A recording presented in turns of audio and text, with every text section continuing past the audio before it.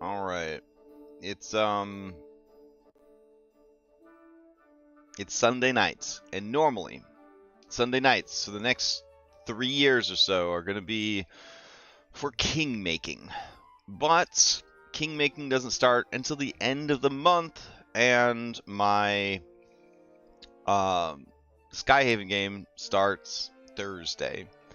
So, since so much of my Skyhaven prep has been dedicated to Foundry prep in general, I need to actually dig in to my prep list for Skyhaven and do actual Skyhaven prep. So that's going to be a thing that we got to work on. So let's do it. All right. While we're loading up the world, I hope, and booting in, maybe, I got some other stuff I want to do. I'm going to take this Faxpiration document. It's got 500 Faxpiration questions. We use it in all of our games.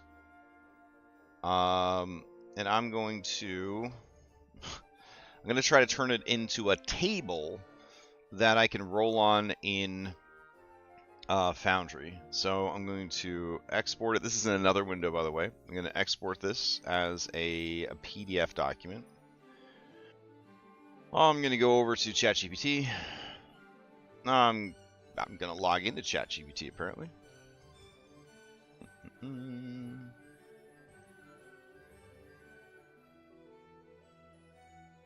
There we go.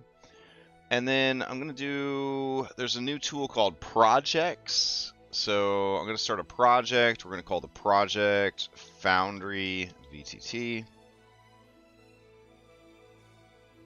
All right. And I think projects are allowed to have files and instructions and all sorts of stuff. So pretty excited about this edition of projects. I'll probably go back through and take all of my independent documents and turn them into things here. So we got a new chat with this project, and we're gonna say this project. Actually, we'll put this in instructions. Here, while that's loading in the background, I will show you what we're working on with ChatGPT. All right, we're calling it Foundry VTT. Add instructions. All right. This project is dedicated to the online virtual tabletop platform, Foundry VTT. Oof. Typing, reading, writing, amazing. All right. This project is dedicated to the online virtual tabletop platform, Foundry VTT. The primary game system I run in Foundry VTT, FVTT in parentheses, is Pathfinder 2E, PF2E, Pathfinder 2nd edition. Okay. I am going to need your help creating custom macros, roll tables, and other coded elements for Foundry VTT in the PF2E system. All right. Please learn everything you can about Foundry VTT and PF2E and how the two work together. All right, and then we put save.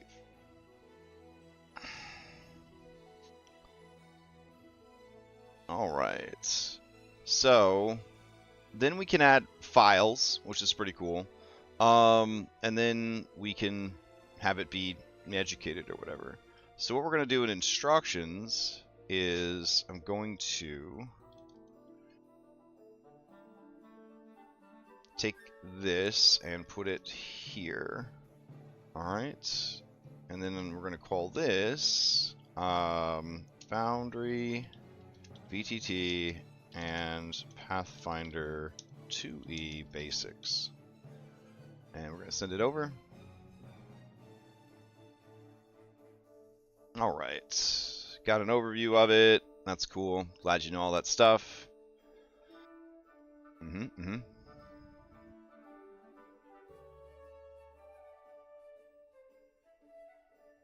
Custom macros. It's great.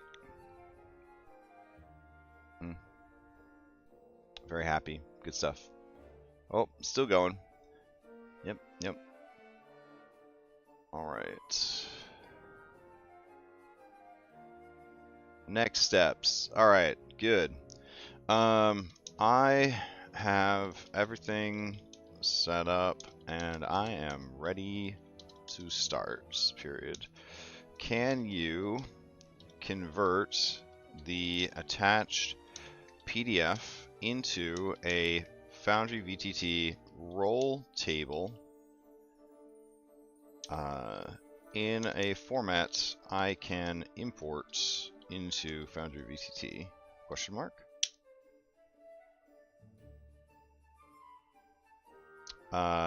When generating the table, comma, it should include all 500 results, comma, but if you can apply the heading before each item,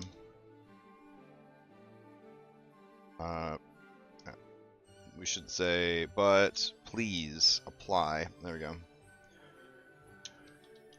Please apply the heading before each item. All right. So, for example, adventuring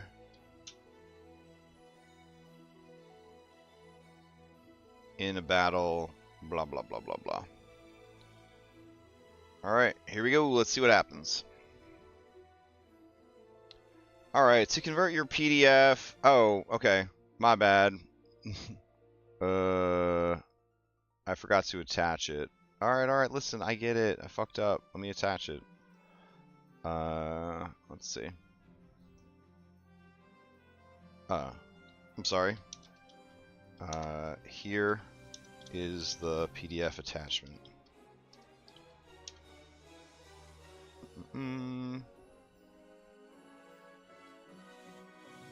Alright, download Faxpiration.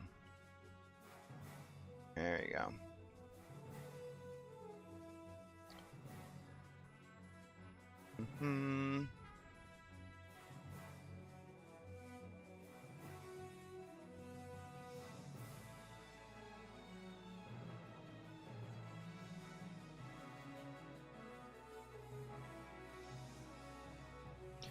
Alright, nice job.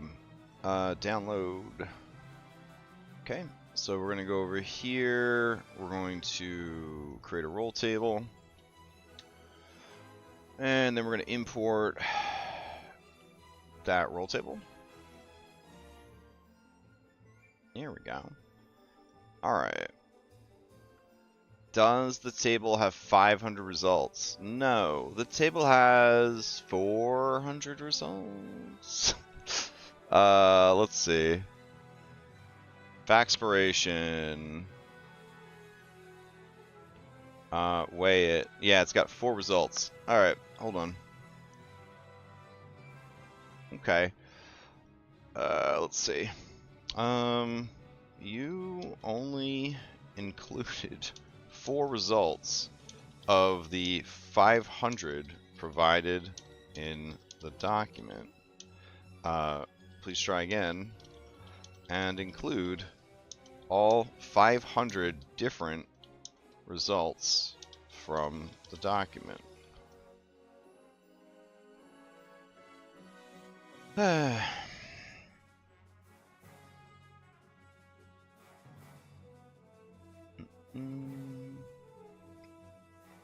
If it can do this, I want to see if it's able to do anything with the wild magic search table. That would be hype as hell.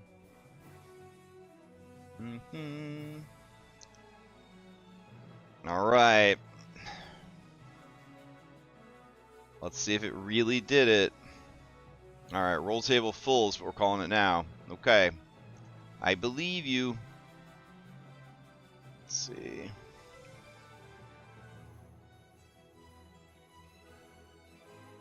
Alright.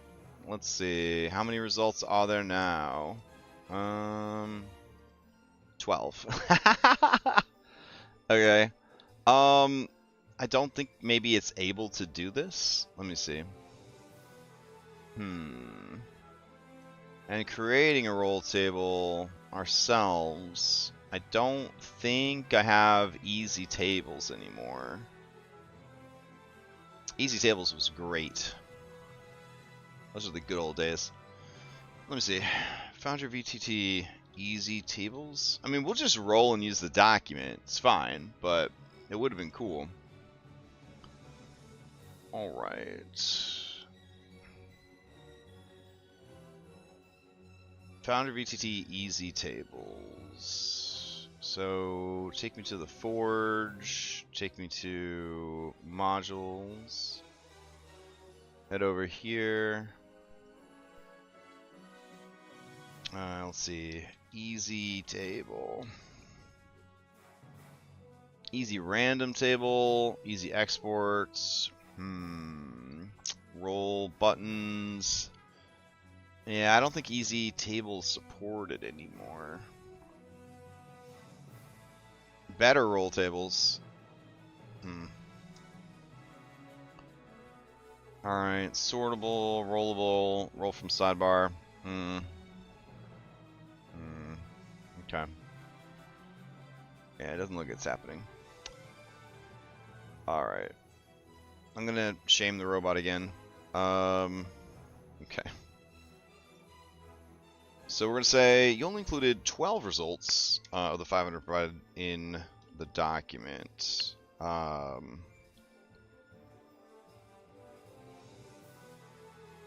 Are you unable to create a table with 500 different results?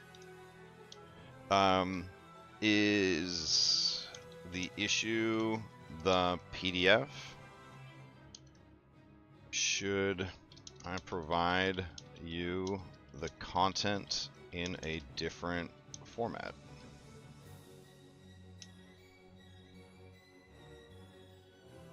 The issue likely comes from the PDF. Alright, homie. We all have limitations, that's fine. Alright. I will grab 26 pages of text and post it in for you. Alright. Are you selecting everything? Let's see.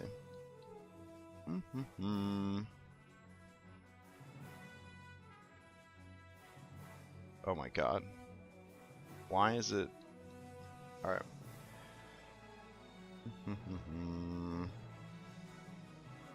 Let's see.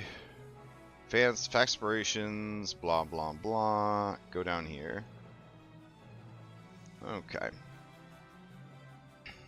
So put the cursor right here. Go down a ways. We're going to go up here to the original instructions. Alright. Punch it in here. I have everything set up. Can you convert the following 500 questions into... There we go. Blah, blah, blah, blah, blah, blah, blah. And then, for example, blah, blah, blah, blah. Alright, let's go.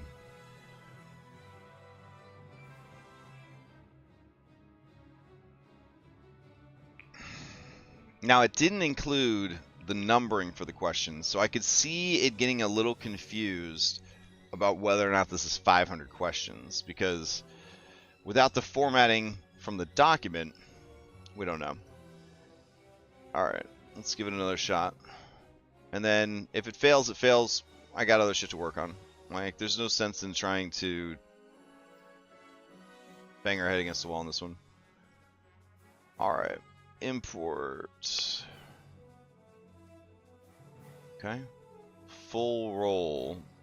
Sure. Alright. Successfully imported. There are 6 results. Okay. This is obviously beyond its ability. That's fine. Alright. We'll delete that. So, what are we going to work on? What are we going to work on? I have a list of things that are not factspiration questions that we do need to get done. Alright, so it is for...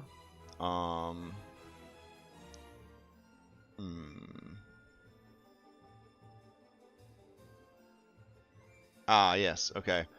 So we do have this that we need to go over. This is what we were going to talk about in the vodcast. Okay, we're going to talk about this. Fanspiration.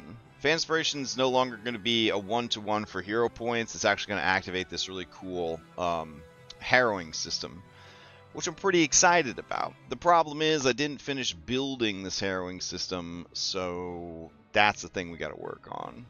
So I'm going to be blocking chat probably, having that open. And we're going to go back in here. We have another document we need to have open to work on. Let's see. That document is going to be the hotkeys. Yeah, we probably need that one open. But we also need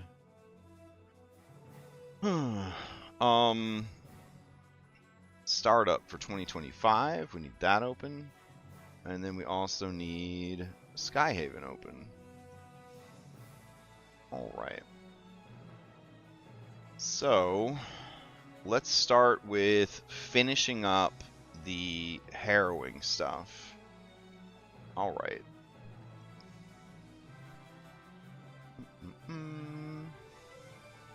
So for the harrowing stuff, we're going to go over to our items tab. I've got something called Harrow here. We have the 9 results for alignment. We have the cards. We have the charisma. Not the charisma. The 6 suits. Now I don't think those need any other work. According to this document, we do need an activated ability for each of the suits here. So we're going to change this effects to suit effects. And then we've got alignment. And then we're going to have another folder in harrowing called suit abilities. So we have 6 more of these we have to make. Alright, so in the suit abilities we have strength. So strength says activated cost free action. If you are untrained in athletics, you are considered trained for the rest of this turn. Your next athletics based check increases its degree of success by 1 level. If it is a critical success, you gain 1 additional action this turn. This additional action can only be used to stride, strike, or perform another athletics-based check. It is not considered a quickened action. Alright, and this ability is called Go Plus Ultra. Alright, so obviously we want an All Might icon.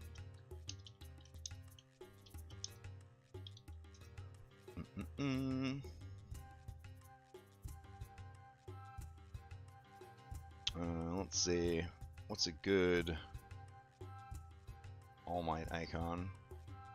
Oh yeah, this one's pretty good. We could just do All Might in general.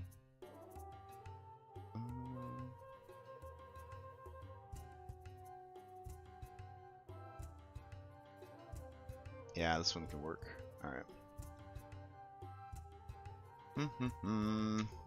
Alright, go ahead and open that up in the Photoshop.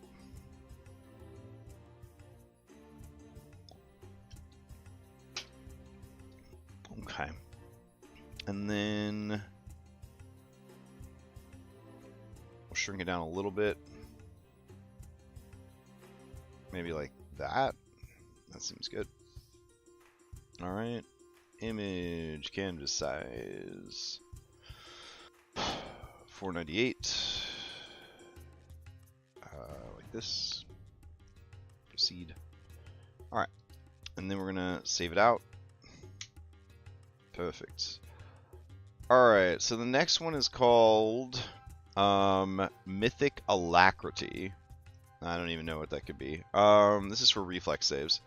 So I'm gonna go ahead and open up the GPT that makes game icons for me, and we're gonna ask it to make an icon for this.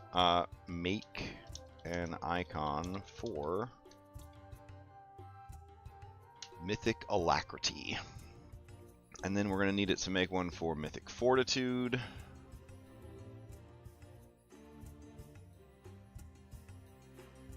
Oh, that one's actually pretty sick. Okay. Let's see. Save as icon Mythic Alacrity. Alright, go ahead and put this one in. Put Fortitude. It's going to pump out another one. Then we've got one down here for Clarity. So we'll just queue that one up next. Alright, that one's pretty dope. Okay. Gonna go in here and call this icon Mythic Fortitude. Alright, cool.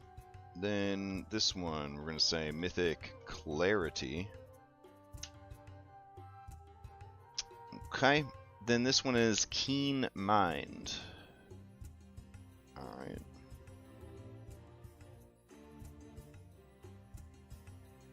So we're going to download that. Go here, rename it, icon Mythic Clarity. Good. And then I'm going to go to make an icon for Keen Mind. And then we'll need one for 5th Age Bard. Okay. Ooh, that one looks great. Okay, go in here. Do icon Keen Mind. Alright, and then we're going to go over here and we're going to do make an icon for 5th Age Bard. Alright, in it goes.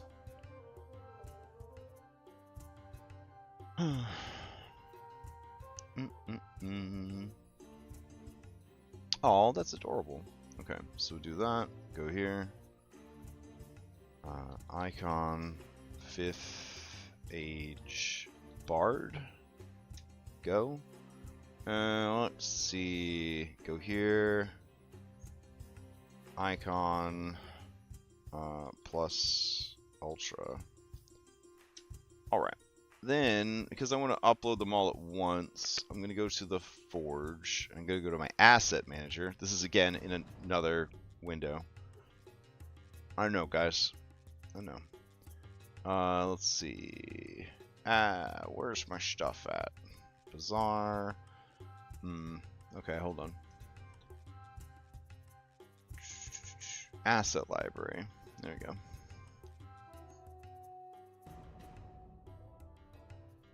Okay, so for this, we're going to go down to my UI assets. We have a folder for Harrow icons, and then I'm just going to upload all these at once.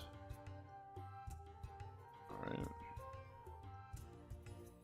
Perfect. Okay, so now with those uploaded, we can go over to suit abilities and we can make a new ability. This one's going to be Go plus Ultra. And we're going to say go for it. We're going to copy from this other window the information about Go plus Ultra. go. And it's got a trigger, it's got an activation, and it's got an effect. Lovely. We're going to save it out. We're going to go to details and change it to a free action. And we're going to go to the folder where all that crap is stored, which would be the UI assets. We'll go to the Hero folder where we just uploaded all that stuff. We'll find All Might, and boom, Go plus Ultra is done. So next up we have the other guys we have to do. So that would be Mythic Alacrity. So all we're going to do here is just duplicate that. We're going to call it Mythic Alacrity. I'm going to go in here and change it out for that. I'm going to change this for this. I'm going to try to fix the formatting a little bit. There we go. And save. Alright, hype. So now we're going to copy that 2 times. Go. And then we'll copy the Fortitude and the Clarity.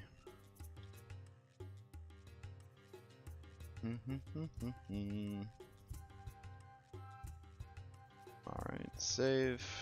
Go here. And Fortitude is this one. Looks cool. Alright. Then we're going to go into this one, and that's going to be our Mythic Clarity. Here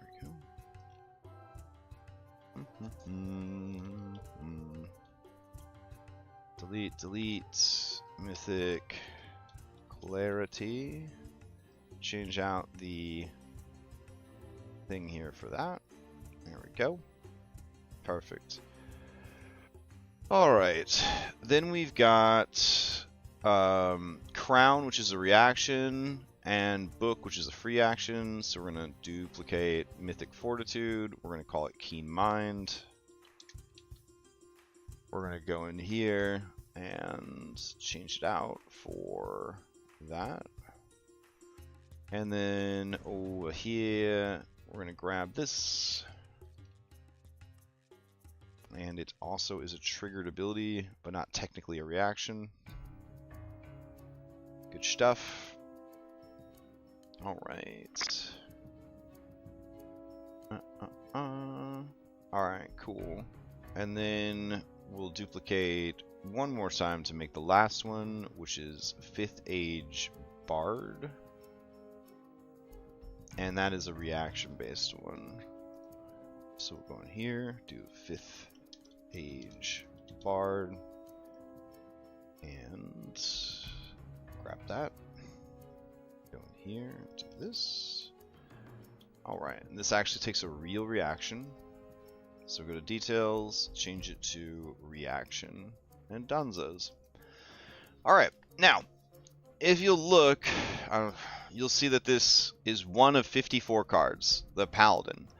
So it's got a picture of the Paladin card, it says Paladin, Strength, Lawful Good, and then it says this card, grants these abilities. It would be extremely cool to go through and make all of the cards. It would be very, very cool to do that. Because then we would have all of the abilities on all of the cards. But like 54 cards, that's a lot of cards.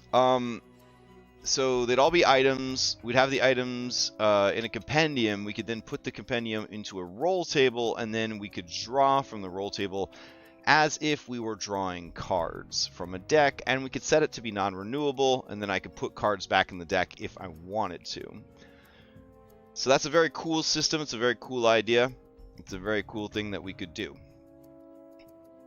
Now, if we could teach Foundry to do that, like that'd be even cooler, if you know what I mean. To do it itself using like ChatGPT. So if we were to go to ChatGPT and see like, hey, here's the cards, here's how they would be assigned. Can you write codes for that? That'd be pretty cool if we could do that.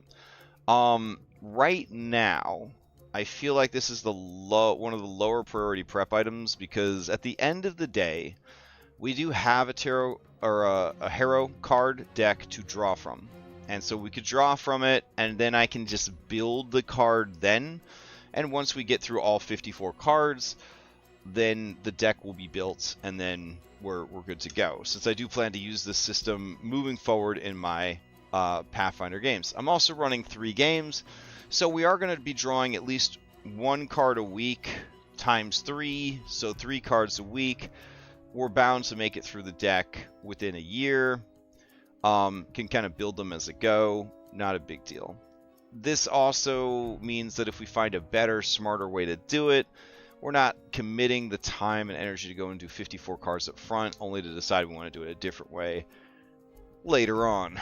So that's sort of the that's sort of my mindset there on that one. Now, the problem is, do we have? I said we have a hero deck, right? And we do. I go over to this cards, and I have the cards here, and it looks like there are cards here. Okay, but like, how do they work? That's a big question. I've gotten this to work pretty well, but they just don't do very good. At least I don't think they do very good with cards in Foundry. Now, I did go and find some mods that have to do with cards. So we got card hand mini toolbar, and then we've got card tiles, which is now outdated, and then we have complete card management. I don't know what any of that shit does. So if I go to Foundry FVTT and we do complete card management, let me see if this provides any sort of solutions.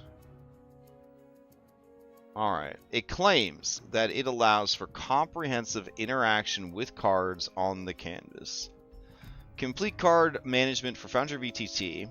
Our newly released Deadlands and revised Pathfinder for Savage Worlds quick chase decks are powered by the Complete Card Management module.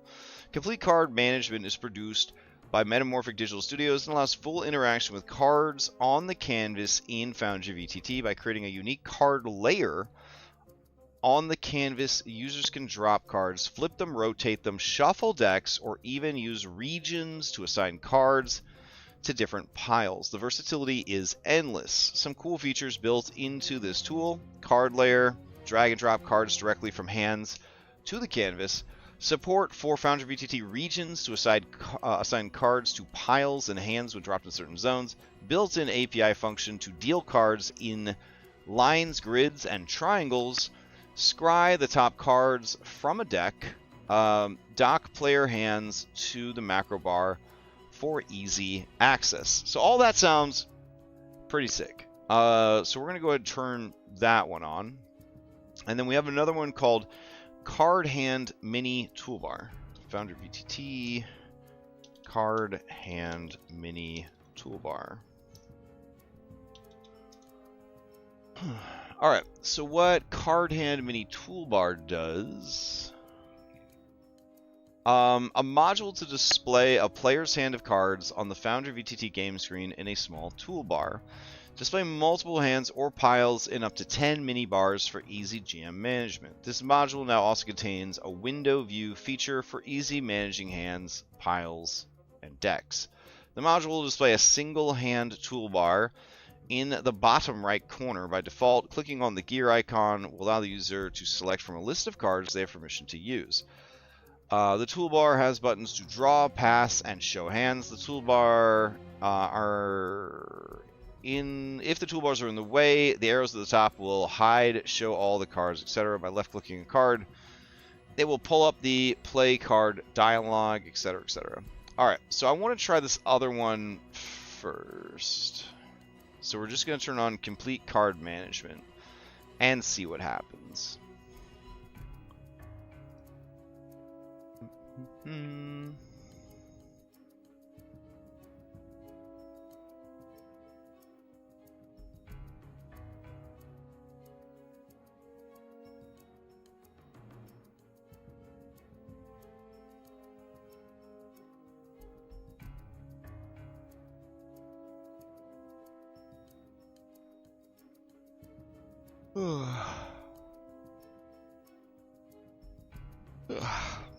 Complete card management for Foundry. FVTT. Yeah. Hoping for some kind of like tutorial or something. Not just like telling me how great it is. Let's see.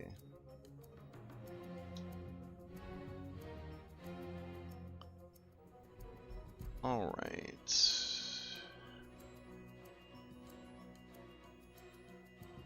Ready to use cards. Nope.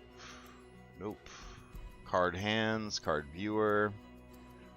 Alright, let's see. So here's the new card layer. I see it. This is the select cards, this is force snap to grid, and this is to clear cards. Okay. Let's go over to configure settings. We're going to go down and take a look at if it has any. Card, what's this called? Complete card manager. There we go. It's got 4 whole settings. Show card owner name. Display the owner of each card on the canvas. That's kind of cool. Font size, text color, text alpha. That's all it does. Okay. So let me go to this deck. And we're going to duplicate this Harrow deck. I'm going to call this deck Harrowing Fanspo. Okay. And Harrowing Fanspo, you should have 54 cards in here. Looks like you do. Alright. And let me see. I'm going to shuffle you. Cool. What if I try to drag the whole ass deck out? What happens? Alright. Are you a deck? Yes. Neat. Okay. The entire deck is on the table. It's got a shuffle button. That's cool.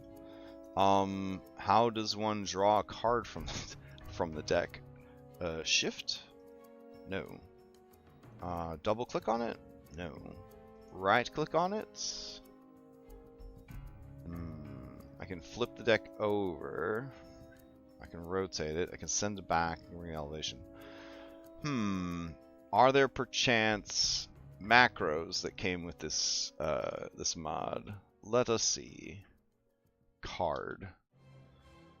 Cards shared. Okay. Harrow card NPC. Macros. No, it doesn't show any macros. Alright. Let's go to Compendium Browser.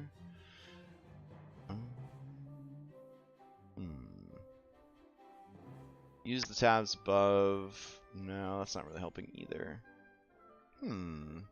Okay. Let's ask the... We can ask the robot?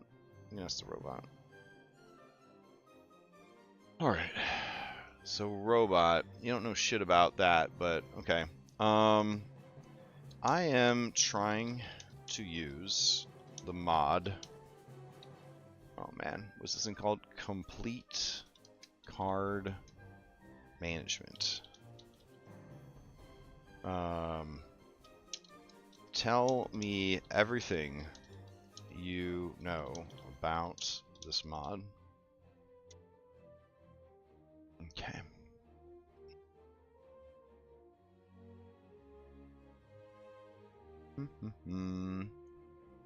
Alright, key features, unique card layer, check. Drag and drop, move cards from their hands to the canvas. Card manipulation, flipping, rotating, shuffling. Okay. Is it right click? Nope, that doesn't provide any options. Player hand docking API provides built-in API functions to deal cards in various patterns. Nice. Okay, how? Let's see. Open this up. I hit the deal button. Okay. Alright. Deal to nobody. Number of cards. Alright. 3. Face down. No. Try that. Deal? No? That did not do anything. Because I didn't have anyone I was dealing it to. Alright. Here's a video about it. Introducing Complete Card Management for Foundry VTT, All your right. comprehensive solution for dynamic card interactions. I'm fucking ready. This system brings cards to life on a dedicated card layer, allowing players and game masters to easily drag and drop cards from their hands, card sheets, decks, and piles, I'm into all it. in real time right onto the canvas. Yes. It creates an intuitive, hands-on feel, elevating your tabletop experience. Do it. Elevate But we it. didn't stop there. Okay. With customizable scene regions, you can define exactly where cards land. Incredible. Want a pile to represent a player's hand? Yes. A discard pile or a draw deck? Uh-huh. Assign a region and let Complete Card Management handle the rest. Okay. This feature offers total control over card placement, ensuring your games stay organized and immersive. Okay. And for those looking to push the boundaries, our built-in API empowers you to take your card management to the next level. How? Lay out cards in dynamic patterns like grids or triangles. Okay. Shuffle seamlessly, or scry the top and bottom of your deck for that extra strategic edge. I'm ready. Whether you're developing a custom module or using the API to refine your games, I want to. the possibilities are endless. Complete Card Management by Metamorphic Digital Studios. Yeah. The ultimate card experience for Foundry VTT. I'm into it. All you did was sell me a product that I didn't even buy, but I already downloaded. Son of a bitch. Alright, what about FAQ? Where's my stuff? No, man. Alright. Metamorphic Complete Card Management. Yes. Do it. Alright. So we're on this page now. Hey, some instructions. Okay. Simply search Complete Card Management in the Install module on the Setup screen. Manual installation. Complete Card Management Sheets. Alright. The Complete Card Management module comes with new sheets for various card stacks. You can add them by going to the core settings and opening the Digital Defaults Sheets menu. Alternatively, you can open any card stack and click the Sheets button in the header to adjust the selected sheet for that specific card stack. Aha! Alright. So, what we're going to do is delete this. And we're going to go to Herring Fanspo. What are you? That's the picture settings? Aha. This sheet. Complete Card Management. Save. Everything's changed. It's different now. Alright, I can still see the cards. That's cool. Stack description. Alright. That's fun. Primary owner is me. Okay. And dimensions and the default back. I love it. Okay, shuffle them. Good. So now, drag that deck onto the scene. And do I have new options? Son of a bitch. I don't. Alright, keep reading the instructions. Alright. Read these instructions. Okay. Module functionality. It has many features, including scrying, which lets you peek at the cards in the deck. If you're looking at the top or bottom of the deck, you can rearrange the cards. In the dialog, to reorder them, you can also send cards to the other end of the deck or pile. Locked deck drag. Locking a card onto the canvas changes the drag behavior from moving its position to pulling the card, the top card, out of it. Okay. Alright. So, we bring the deck down, we lock the deck. Now, hey, that's pretty fucking cool. That's pretty fucking cool. Alright, how do I put a card back in the deck?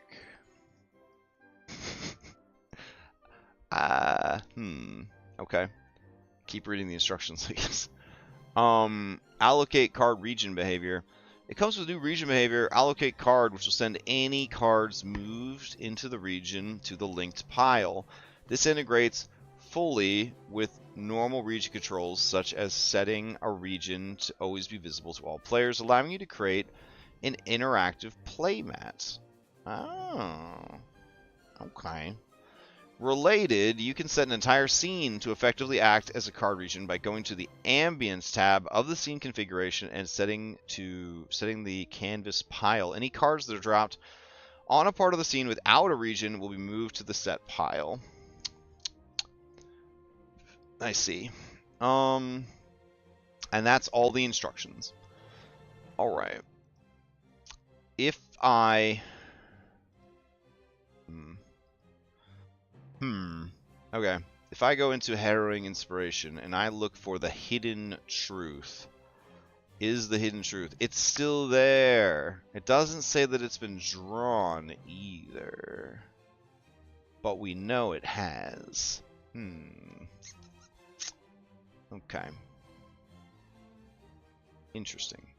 So I'm going to delete you, delete you. I can't delete you because you're locked. Alright, I'm going to delete you. You just don't have any special features or anything, huh? Cool. Alright, we're going to go back to the dashboard. We're going to go to the player dashboard.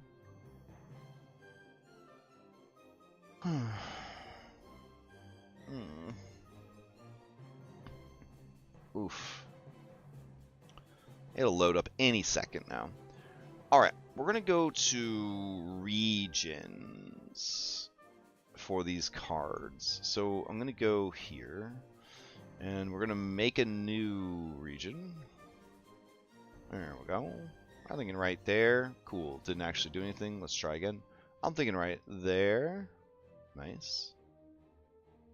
Alright.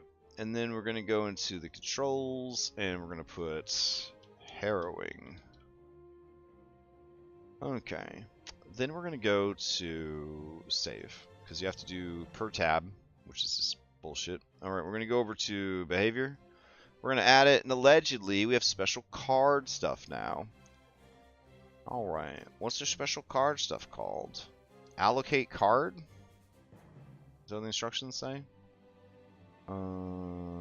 Allocate card. Okay. Allocate card region. Alright, fine. Yes, add it.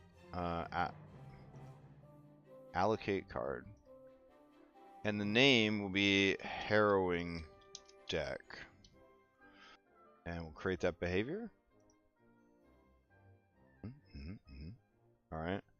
Target stack. Harrowing Fanspo. Good. Whether to keep any cards moved on this region onto the canvas. Is there a checkbox for that? No? Okay. Save. Update region behavior. Save. Update region behavior. Alright. So I'm going to go to the card layer now. And I'm going to grab this deck of cards. I'm going to drag it out. Alright. And allegedly, you should be there, right? Is that's what's happening? It's very big. It's a big deck of cards. Alright, we're gonna lock you. Now that you're locked, I can draw cards out. The top of this deck is already on the canvas. Move it to another... What'd you say to me? Move it to another card stack, such as with a region, to draw a new card. Ah, I see. Okay, so we're gonna make a new region called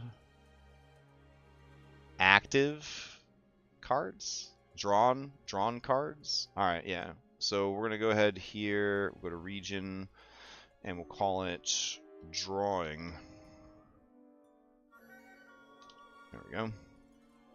And save. Update region. It's got to be relatively big, I guess, to fit these fat chonker cards. Let's see.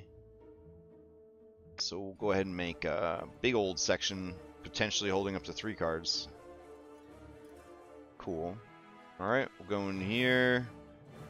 And we'll go to behaviors. We're going to add a behavior. We're going to call this behavior allocate cards. And we're going to call it drawing. Alright. Target stack. I mean, do I have to have this? Let's see. I don't think so. Alright, let's see what happens. Save. Update. Update. Alright. Go to card layer. Alright, now drag this boy over.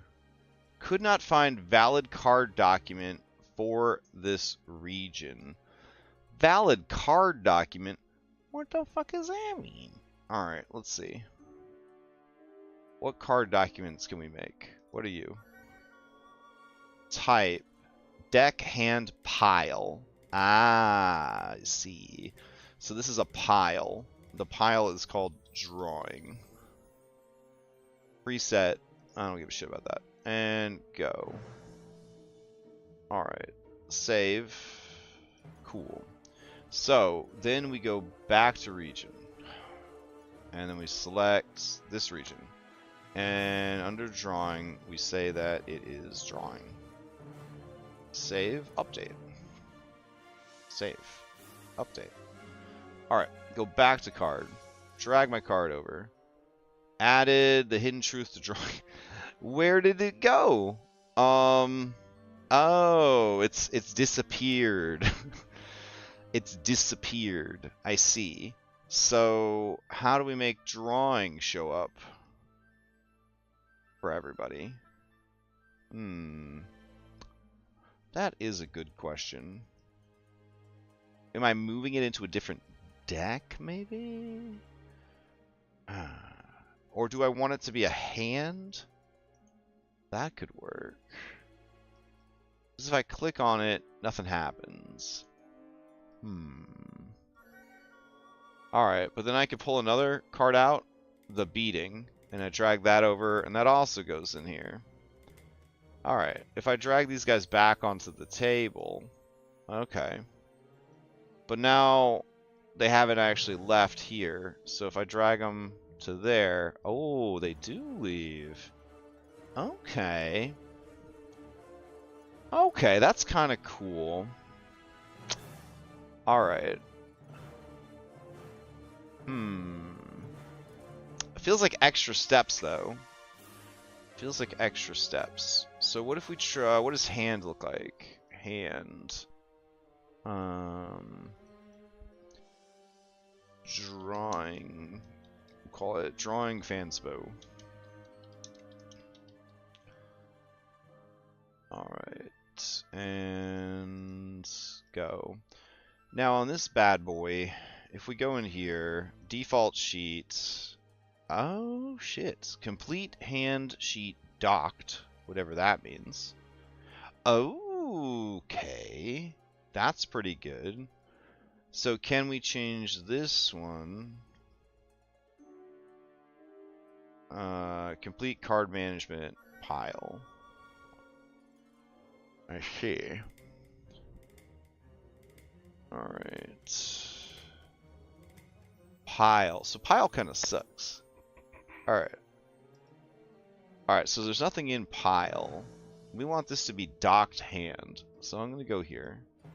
And we're going to change drawing to be drawing fanspo. Save, update, save, update. Alrighty. Gonna go back to the cards. I'm gonna draw my card for the day. It's the hidden truth. Son of a bitch! Disappeared. I'm gonna draw another card. The beating. Alright, drag that over. And then the third card for the day, snake bite, also disappears. Alright. But we have this docked hand, right? Alright, and he just appears down there. What can we do about his settings? This sheet. Cool. Copy. Minimize window. It doesn't let me drag it anywhere. What's this do? Oh, okay. Gonna be honest, I'd like to be able to draw more than one card at a time. So if I drag this guy back, he stays there. Alright, that's kind of cool. That's kind of cool. So that's the drawing. And then I just want more cards to be able to stay on the table. So I think we have to change the whole scene to be a canvas. That sounds right. Alright, so I'm going to go here, and I'm going to go to configure, and then go to ambience, basic, canvas pile is the whole battlefield. Alright, ambience, canvas pile. Canvas pile drawing. That's a different word. Alright, let's see what happens. Drag it out. Drag another one out. There we go. Okay. So once we have them out, we can drag them back into the deck. Beautiful. Okay. And then we want a discard pile. A discard pile. So we need another deck. And we need a smaller one of these. Alright, a smaller one of these. Can I make you smaller? Maybe? I should probably be easier just to draw it over again. Yeah. Okay, so we're going to call this one after we draw it. Let's see. Where's a good discard pile? Over here on the left? Yeah, that seems good. So what we'll do is I'll just do bottom left of the screen. If I drag cards over here, they get deleted. Not deleted, but they go to the discard pile. Alright, so we'll call this discard. Alright, save. I'm going to go over here. I'm going to create another item. This is going to be another deck. And this is going to be called Harrowing Discard. Nice. Okay. And then we're going to save it. Alright, alright. So this Harrowing Discard, we're going to open the real Harrowing. It's really rude of me to call it the real Harrowing, but there it is. We're going to change the interface here to be complete card management. Lovely. Alright, we're going to go here and replace the backing. Nice. Alright, and that's good. Oh, width is 2, height is 4. Good, good, good. Alright, so that's Harrowing Discard. Alright, so Harrowing Discard would be empty right now. I can still drag it out, and it'll just show up as empty. Yes. Alright, so we can put it over there. I feel like we need these to be smaller. Or we just need everybody on the scene to be smaller. Yeah, these cards are really fucking big. Alright, we're gonna go ahead and... Nope. Get back in there. We're gonna delete this deck. Oh, it's still locked. Alright, so we're gonna delete this. We're gonna go into Harrowing again. We're gonna change the size. So what, 1 by 2? Would that be good? Alright, and then the discard, same deal. That's 1 by 2. Okay, and then the Harrowing Fanspo, 1 by 2. Okay, so let's see. Harrowing Discard and Harrowing Fanspo. Okay, you would go here. Oh, that's much more manageable. Alright.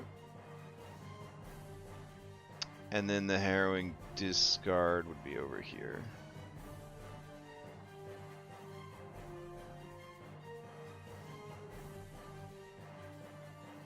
Alright. Yeah, I like that. Okay, so what are you? You're the party icon, okay? And then your cards. Okay, so you could go up there. Nice. Alright, that works pretty good. So then we have to go back to regions, because they're all wrong now. They're all wrong. And I don't know how to resize them, which is just a pity. Is there a subtract? I don't think so. Alright, so we'll start over. So delete and delete. Alright, gonna make 2 regions. Region 1 and Region 2. We'll start with Region 1. This will be harrowing. Okay. We're gonna go to behavior, set behavior, allocate card. We're gonna call it harrowing deck. Great. We're gonna go here, and it's gonna be the harrowing fanspo. Save, update region, identity. Forgot to save it per tab. What a terrible feature. That's fine. Save, upload. Alright, while it's selected, we're going to go in here and try to draw a shape. There we go. So that is that you? Harrowing with behavior, harrowing deck. Fantastic. Alright, now we'll go over to Region 2. Region 2 is going to be harrowing discard. Alright, and save.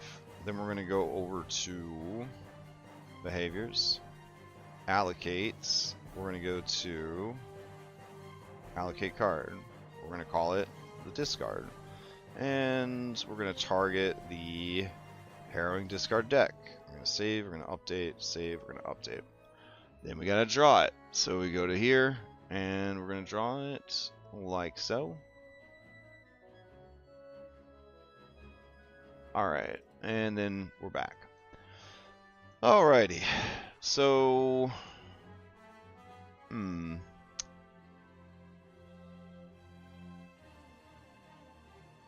Yeah, that's fine. Alright. So over here, if we go to cards, we can lock this deck. And we can lock this deck. Now we can pull from these decks. We can also go here and flip this deck 90 degrees? No? Because it's locked? Nice. Alright. That way we know it's the discard one. Flip deck. It can't be flipped because it can't show any cards. Because there are no cards in the deck right now. Alright, so they spin a fanspo, they draw a card. Ooh, he comes out big. And there's another one. And there's another one. Alright, they decide for this session they want to have the Hidden Truth. So we leave that out. And then they say, not only do we want to keep this one, but at the end of the session, that one's going back in that deck. Then these two go to... Excuse me. What happened? I broke it big time. I think it's trying to add that card, and it doesn't know what to do. Can you pull a card from one deck into another deck? Probably something I should have checked on. Yeah, I think I killed it. Alright, let's see. Ooh, it's getting a weird interface. It's really upset. Fuck. Okay. Man, I broke it big time. Alright, let's go back to this deck. Right here. And I can't do any of the controls on it or anything. This is real bad. Okay. So Harrowing Discard, it has one card in it, the Beating. Alright, so we're going to reset this deck. Cool. We're going to deal this card to Drawing Fanspo. And deal it. Did it go away? Alright, so Drawing Fanspo has the card now. Alright, then I can strike it out onto the table again. Maybe? Oh, it is out on the table already. Oof. Oof. Okay. Yeah, I broke it real bad. Alright, so Harrowing Discard. Is there any chance of getting that card back in here? Wait, the Beating is already in there. Oh, that's really weird. Okay. So what we're going to do then is we'll delete Harrowing Discard. And I'll refresh the scene. See if that fixes anything.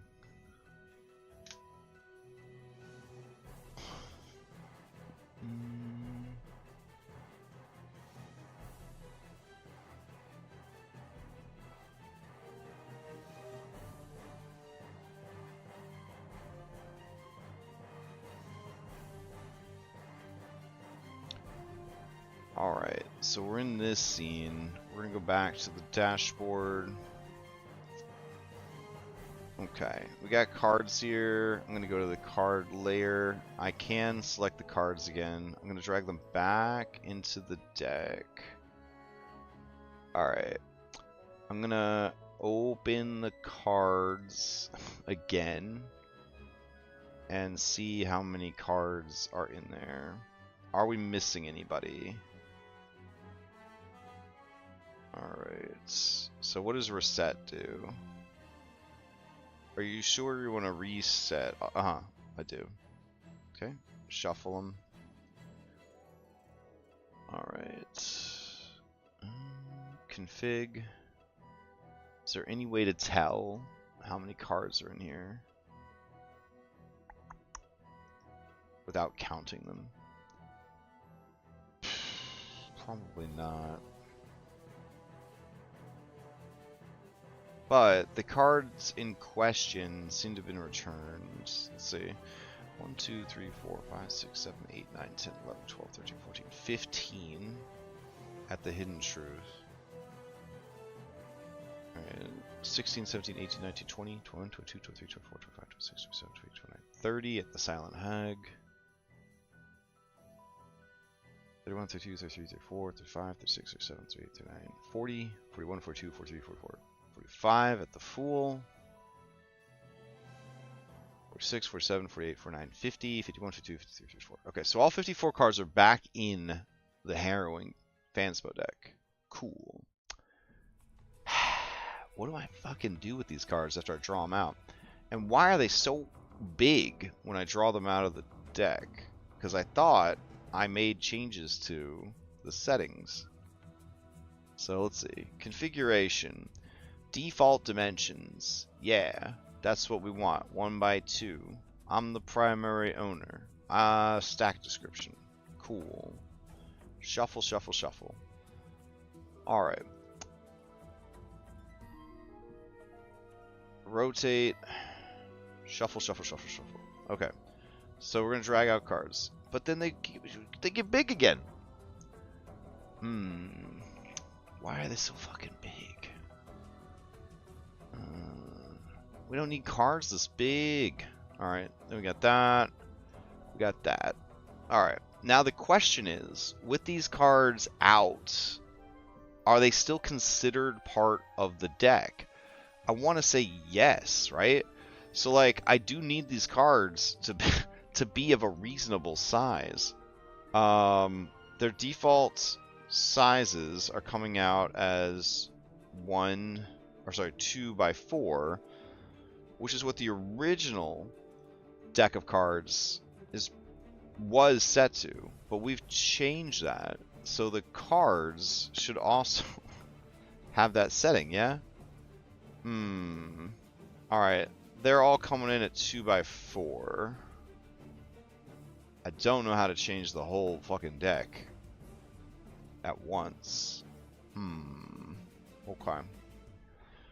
So I do know how to change them once they're out. We just manually go in and change them, but that's a pain in the ass. Why can't you make your cards smaller, guys? Like, where am I gonna stick them? They're like so big. Like, just over here in the corner. Just pile them up. Alright. Get rid of this. Now, I could create a hand and call the hand discard. That could work. Alright, so let's see. Configure ownership. No, I want to change the straight up name of them. There we go. Default sheet, cards sheet, this sheet. Cool. So once it has a name, that's it? Like, you can never change the name of the hand? What? Okay. I'm gonna delete that then. Get out of here. Alright. So we're gonna make a new one. Yet another new one. And this one is going to be a hand. And we're gonna call this Harrowing Discard. Alright. So the Harrowing Discard, we're gonna go in here. We're gonna make it a complete card management sheet. I'm not gonna choose dock this time. And I'm wondering what that means. So if I click it, it just opens up here. And if I drag it, it just does that. Looks like shit. It just does that and looks like shit. Wait, what? Alright, hold on. How do I get rid of that? No more tracked histories for tiles. Cool, cool, cool. How about on the card layer? No? You're just gonna make me own this ugly... Alright. So... docked makes a little doodad at the bottom of the screen. Leaving it like this, it just... you go there and you check on what cards are in the discard. That's fine too. Alright, configuration is owned by me. And that's good enough. So I still need a place where I'm discarding my cards to. Alright, so let's see. Someplace small that I can drag the cards over to. I'm thinking just the bottom left corner of the screen should be good enough. So we're opening up region for like the 500th time because we're figuring shit out. And we're going to go here and put discard. Alright. And then save. We're going to go over to behavior, update, allocate card, discard, harrowing. Alright. And create region, and then we're going to associate it with harrowing discard. We're going to save and update, save and update. I'm going to have this selected. I'm going to go here, and it's in the bottom left corner, so I'm just going to do that. And then we're good. So what happens is they draw a card for the week. They like it. They decide to draw a second card. What? The top card of the deck is already on the canvas. I know. The whole thing is a... Alright, hold on. Alright. Config. Ambience. What? Canvas file. Treat the entire canvas as a file. Yeah, I want to. You won't let me do that anymore? Oh, maybe that's because the card's already out on the map. Let's see. Can you not be returned? What is even happening now? I've just messed this up so bad. Behavior, harrowing deck. Yes. Alright. Drag this boy back in. I mean, credit where credit's due. This is definitely... Dance is already contained in there. I know, but like, can you go back in to the deck? Let's see. Shuffle. Alright. Shuffle. So the dance wouldn't have... It can't still be in the deck because it's out on the canvas? Fuck. Alright. Delete. Unlock. Delete. What is going on? Alright. Config. Ambience. Basic. Canvas file. It won't even give me the option now.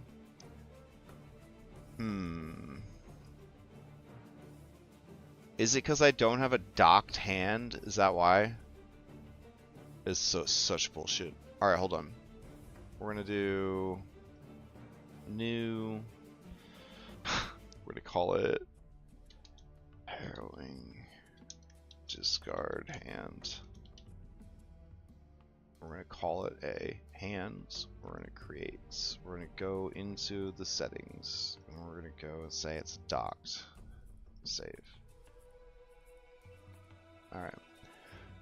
I'm gonna go to the settings for the scene again. And we're gonna go to ambience. Canvas does not give me the option. Treat the entire canvas as a card pile. Regions with the allocate card will overwrite this within their coverage. Yeah, sounds fucking great.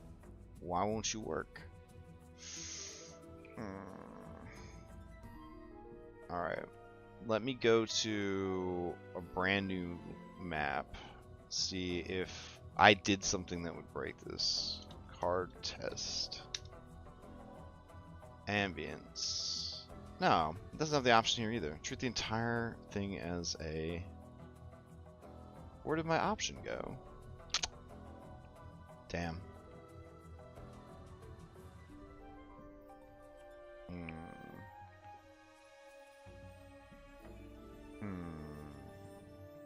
Okay. Go to my regions. They're good-ish. Alright. I'm gonna actually back out to the forge. I really want this to work. I know I have other stuff I could be prepping, but this is part of, like, the system I'm trying to create, so I'd really like it to actually work.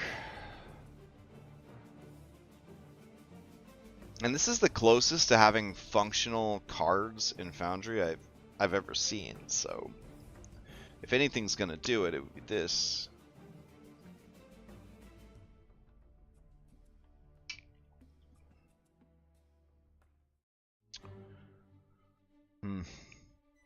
Alright, well, while we wait for the server to restart, I'm going to look at my other notes.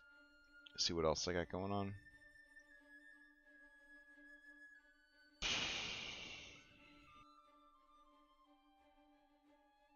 Alright, let's see. My concern, right, is the repeated use of the cards, like, over and over and over again. That's my concern. I'm not... If I could make the cards smaller, I feel like it wouldn't be a big deal.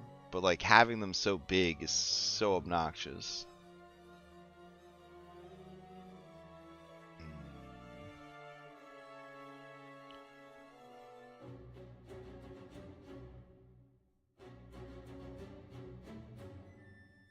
Alright, so we added the mods Region Attacher, Region Enchantment, Region Active Effects, which is not for PF2E. We went over all that stuff. Easy regions. I think we turned that on. We don't know if it breaks elevated rulers, though. So that still needs to be explored. Simple quest is fine. Quick draw is fine. This is the hotkeys document. Let's see what we got here. Alright. So we still got Crunch My Party to look at. We've got Data Toolbox, Animated Dice, Elemental Ammunition, which we got to take a look at. File Picker Plus, Chat Commander, turning on the other Minotaur stuff, Card Tiles, which we're trying to work through right now, and Simple Weather. Alright. PF2E, Card Tiles. Card tiles can be set up using the Card Tiles module in Foundry. This module allows you to drag and drop cards from your card collections onto the game board, automatically creating a tile that represents the card. To interact with the card face, you need to have Monk's active tile triggers installed. For setting up a card drawing system, you can associate tiles with tokens via Token Attacher to create prefab tokens. These prefabs can be provided to players through a compendium, allowing them to deploy the tiles onto the scene. Alternatively, you could use a macro triggered by the draw event to deploy the make the tile interactive. Use maximum. This module can help you create a more dynamic, interactive card drawing system. Well, I feel like this other mod is already doing that better-ish. Okay. I'm going to go to my dashboard. I'm going to check the settings on my dashboard. I'm going to go to Ambience and Canvas file. Treat the entire canvas as a card pile. Cool. Doesn't work. So what happens over here in card test? Configure Ambience card or canvas pile. Treat the entire canvas as a card pile. Yeah, I'd love for this to actually work. I don't know what I did to break it, but I'm really sad about it. Huh. Okay. I might just put a pin in this one, work on something else for a bit. Alright, let's see. We'll go back here. We'll go to our cards. And we've got Harrowing Fanspo.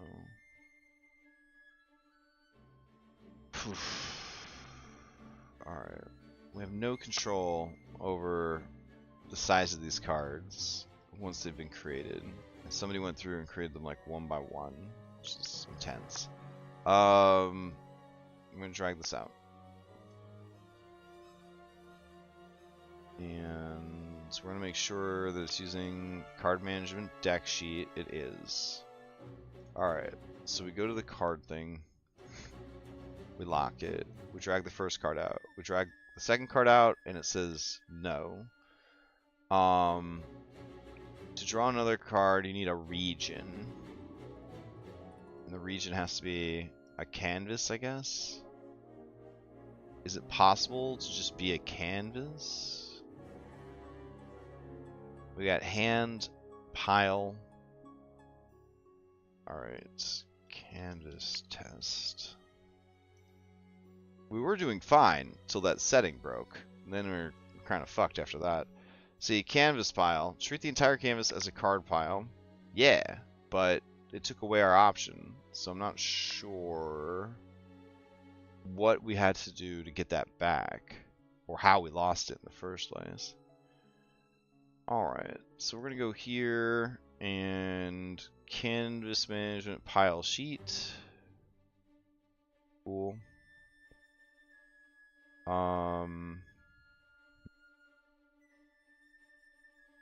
And there's no cards in there. Alright. Yeah, I'm stumped. I'm stumped. I actually want to work on other stuff now. It's just frustrating because it was working. Then we tried to like feed one deck into another deck, which didn't seem like a big ask. And then it just broke. Ambience. So this says it does work. Oh, because we do have a pile made. Fuckers. Okay. And then when I was cleaning things up, I deleted the pile because I didn't think we were using it. But the pile was actually the pile for the home page.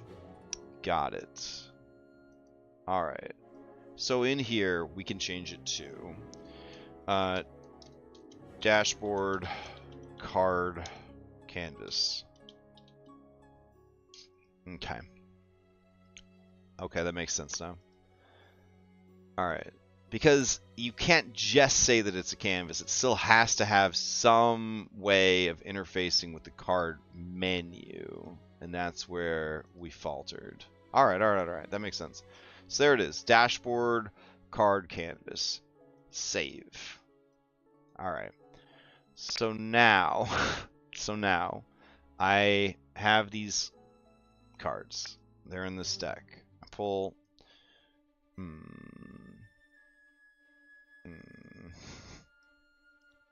Alright. Goes to the discard pile. Cool. Or the discard hand, excuse me. But this should be able to pull more than one card out onto the table. It is. Alright. So I have as many cards as I want now. Because the whole scene is a card pile. And they've been allocated for it. So if I were to peek under the hood, this is important, you would see, haha, these cards that I see on my dashboard are still in a pile. The pile is dashboard, card, canvas. Okay, so then we watch. If we take Rakshasa and we move him to discard, he disappears from there, and he appears in Harrowing Discard Hand? No, Harrowing Discard. Beautiful. Alright, so we probably don't need Harrowing Disco Hand. I can discard hand, so we get rid of that one. Yes. Alright. And then, let's see. I can keep moving this around. So if I get this guy, he goes into the discard. Discard. From the play area. Alright. Nice. And then I'm like, nope, discard those two. Alright. Drag him into the corner. Perfect, perfect, perfect. Okay. Just keep drawing out cards. Alright. And then we drag them into the discard. It's working. It's working. Alright, sweet. So now, technically, this deck shouldn't have those cards in it, right? Alright, let's open it up and see. Harrowing Fanspo. It says you've got the trader, but it's got this symbol that says it is drawn. Ah, there it is. So we can get any of these cards back by hitting this button right here to recall the card. So if I recall the trader, it will disappear and go back into the deck. Nice. Alright, if I hit reset, it will take all cards back. Beautiful. Beautiful. Okay, we did it. We have functional playing cards in Foundry after all these years. This is very exciting. I'm very excited about this. This is good stuff. Hell yeah. Okay. Alright, that's good. That's really good. If only they were a little bit smaller. If they were a little bit smaller, it would be perfect. But I don't know how to resize these cards in this deck. I guess I could ask the robot, but I'm afraid it'll fucking break everything. It is nice to pull them out and they're like really big and everybody can see them, but it would be nicer if they were like not such an obtrusively large size. And I think, again, I'd have to just go through and, like, edit the size, like, for, like, every card in this deck. And that would be a real pain in the ass. But it's okay. It is what it is. Alright, so I'm going to check that off our to-do list, and we can move on to the next thing. Oof. Alright, so the next thing, let's see, is Elemental ammunition. Let's take a look at that because we're in the elemental plane of air. So we're going to go over here. I'm going to look for elemental ammunition. Did I turn it on? Manage modules. Elemental ammunition is turned on. Cool. So if we go over here, how do I see it? Elemento. Okay. Elemental ammunition. Looks like there's 4 different ones. No, together with elements archetypes. Alright. What is this? Magma Mash? One of your secondary elemental companions' hands appears and joins. Oh, that's sick. Okay, anyways. This is all it was. It's an entire mod just to get a few pieces of ammunition here. So we've got acid. When activated, the reservoir of alchemical reagents in elemental ammunition atomizes on impact, dealing acid damage, cold damage, etc., etc., etc. To the target and 3 splash damage in addition to the damage the attack normally deals. Each damage type requires a different formula, and the ammunition gains a trait matching the damage. And that's it. It's just elemental damage on your arrows. Not a big deal.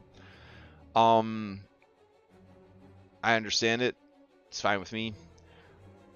I'm curious what weapons this ammunition works with.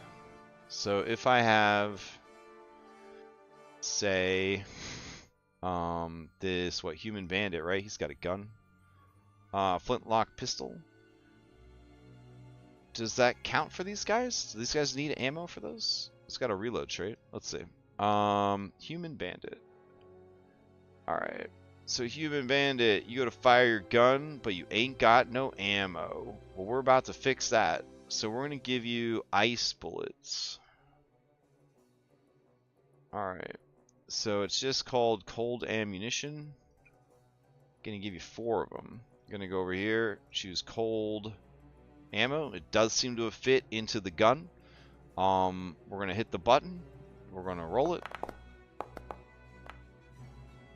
Alright. And it does some damage.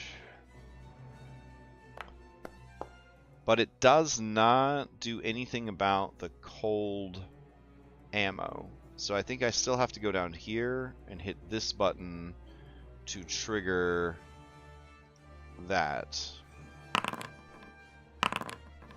Okay. Alright. It's okay. It's rudimentary.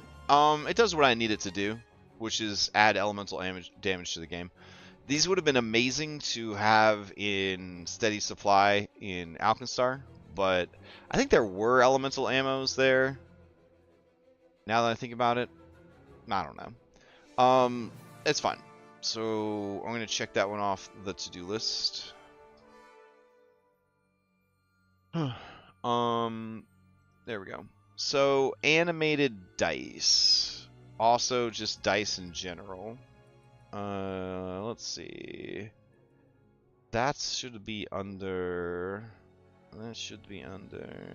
player friendly dice to dice menu. Alright, we gotta set up some cool dice for this campaign. I like the color pink, so that's cool. What's this? Download more stuff?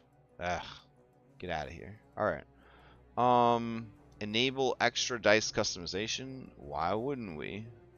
Whoa, that's why. Okay. Faces, Dark Deed, Foundry FVTT, Talus, the answer. What's the answer? Doesn't seem that different. Does it just change the coin?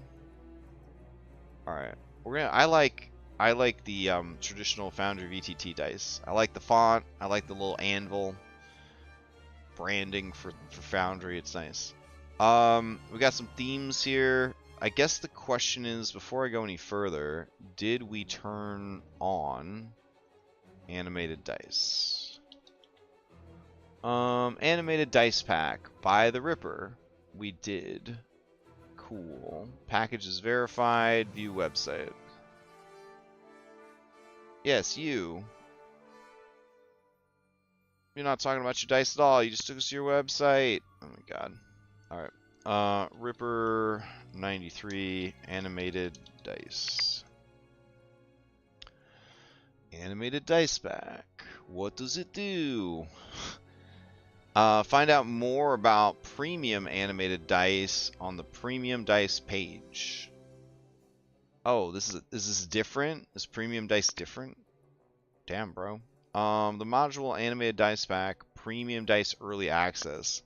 It adds the following new dice. Cool. These dice can be selected in the texture drop-down. Alright.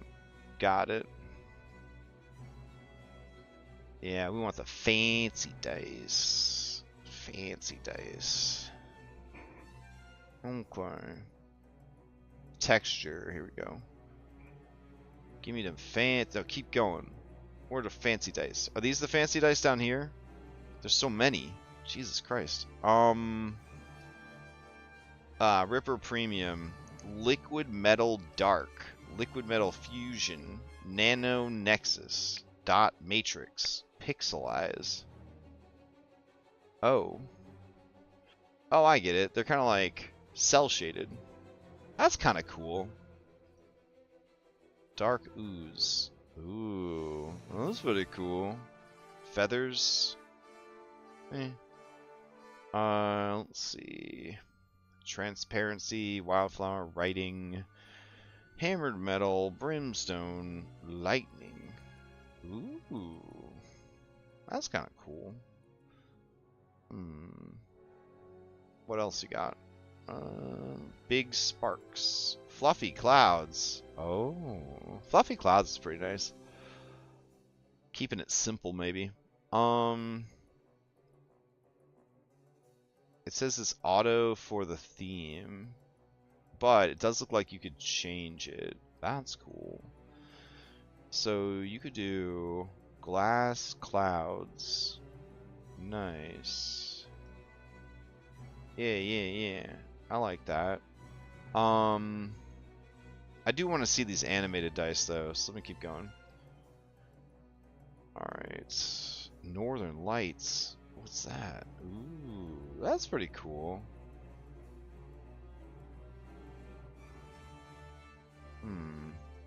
Alright, what else you got?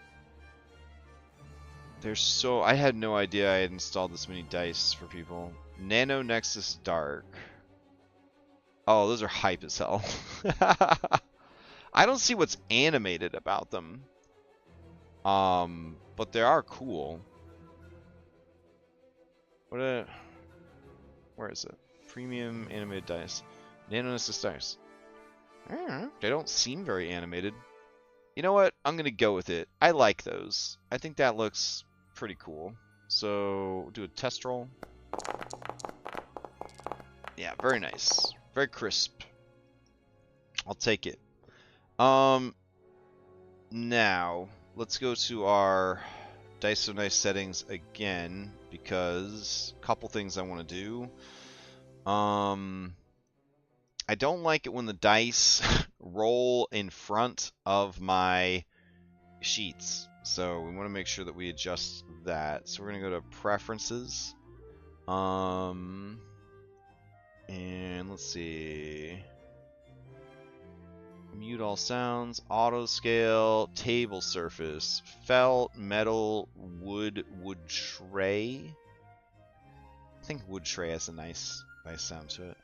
Animation speed is fine. 3D layering position under the sheets, because I don't really need to see the dice. It's just there for fun.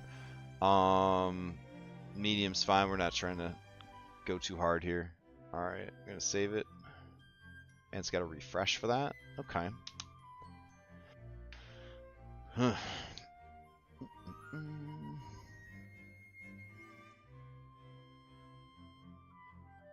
I am curious where the animated part of these dice come in, but it's fine. Alright. Then we've got preferences, we already did. Special effects. Maybe this is where they come in. Animation, custom sounds. I don't need any of that stuff. Performance, just fine. Alright, I think we're good. There we go. Behind my menus, that's what I wanted. Pick up the dice, beat up the other dice them. You think you got a 20? You didn't get a 20? Show me the 20. I don't see it. Oh, it's in chat. Yeah, that makes sense. Alright. So we'll check that off the list. Cool. Alright, chat commander. Let's see. Manage modules. Chat commander. It has compatibility risks. It has a website. Oh. Chat commander, global command list. When you are typing, you can type in codes and shit, and it'll try to fill it in for you. Oh, I like that. Okay, so we'll go over here and do @stone. Nope, it's not. It does not look like it's working. We'll do /r. Okay, that's working. All right, it brings up the stuff. That's good. That's good. Alright. Yeah. Chat commander can stay, and I know what it does, so we'll check that off the list. Minotaur can stay. Card tiles we don't need. Simple weather. We don't really need simple weather because the weather in this setting is going to be pretty unique. Alright, so overall, good. I think that's all the technical shit I had to go through. Boss bar, tidbits. Oh yeah, I was gonna uninstall tidbits. Manage modules. I think I did already. Yeah. I didn't like tidbits. Alright. And good. Okay. So with all the technical stuff dealt with, we can move on to actually prepping the game an hour and 40 minutes later, not to mention several weeks. But we have working cards, and I'm happy about that. Now we just need cards. Now we actually need some decks of cards. That'd be kind of fun. It's a shame that this mod is so obscure, because it'd be cool to have the piezo card stuff be in there. Oh yeah, I was gonna turn those off. Configure settings, and we're gonna turn off hero cards. So I think that's covered in core. Alright, it's core Pathfinder. Here we go. Scale tokens according to size. Identify magic, criticals, double the damage, critical hit, and fumble card button. We will not use them in this campaign. Alright. Condition icon set, full color, that's fine. Theater of the Mind toggles, beautiful. And save? Okay. And we gotta reload again. Okay, so we learned that. Oh, karmic dice for Skyhaven. Maybe. Token magic effect toggles, macro manager, crunch my party. Learn more about Fantasy Town Generator. Yep, that's the next thing on the list. Okay. Fantasy Town Generator. Alright. Oh, we gotta sign in. Hold on. Whoop. Enter my username. Got it. Alright. So we have Kingmaker, and we have Haven's Rest and Navakta's Crossing. But we want a different campaign. So, new folder, and this will be Skyhaven. Create. Alright, now, I don't know the best way to make a new map for this. I'm gonna try my best. The town's name is Terranathus, so we're gonna go to the adventure. And there's a whole section here called Terranathus. Alright, Terranathus is a large city. Is it a big city or just a large city? We'll just say a big city. The average lifestyle here is comfortable. I don't know how it's going to deal with the whole like floating continent situation, but we could try to figure that out. Let me see all the settings. Alright. Items and services, water, people. Alright, general. Okay, Terranathus is comfortable. Alright. That seems fine. Alright, we'll go back here. Peoples, race, genders, education, and other stats. Okay. Okay. We have a document here that's got all that information as well. So, overview, I guess we can do this. We'll get our notes document out. No, we'll do over here. There we go. Alright. Fit. Society and culture, daily life, challenges, blade districts, economy, food and drink, history and culture, ancient history, fall, modern role. Where are the different races or heritage? Is that in the player's guide? They might be in the player's guide. Organizations, city districts, challenges. Yeah, okay, hold on. Let's go grab those.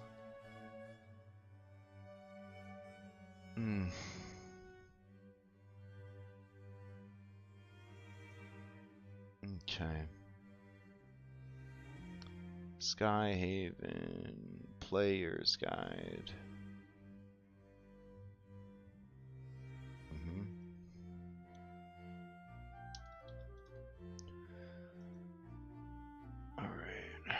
Skyhaven Player's Guide. Welcome to Skyhaven Player's Guide. This guide will help you navigate blah blah blah. Alright. Here are the strongly suggested things. I never finished that section. Ancestries. People of Skyhaven. Humans. 3 varieties. Alright. So we're going to edit this, and we're going to put human, Aslanti. And good. Back to all races. We're going to do add race. And we'll go down here and we'll put human. Nope. Guess that doesn't work. We're going to put human Talden. Okay. And I guess that saves it. Question mark. Nope. People, where's the back button?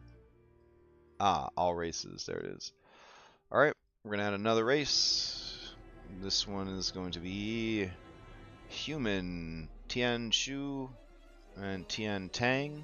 Alright, so we're gonna put human. I would just put Tian. Alright. Cool. It says names. We could get Old English, Old French, Old Russian. Custom names. Alright. Where do I put my custom names? Let me see. Are we saving the settlement so far? No. Alright. It would have been cool if I knew about the naming thing before I jumped in and started committing to this shit. Let's see.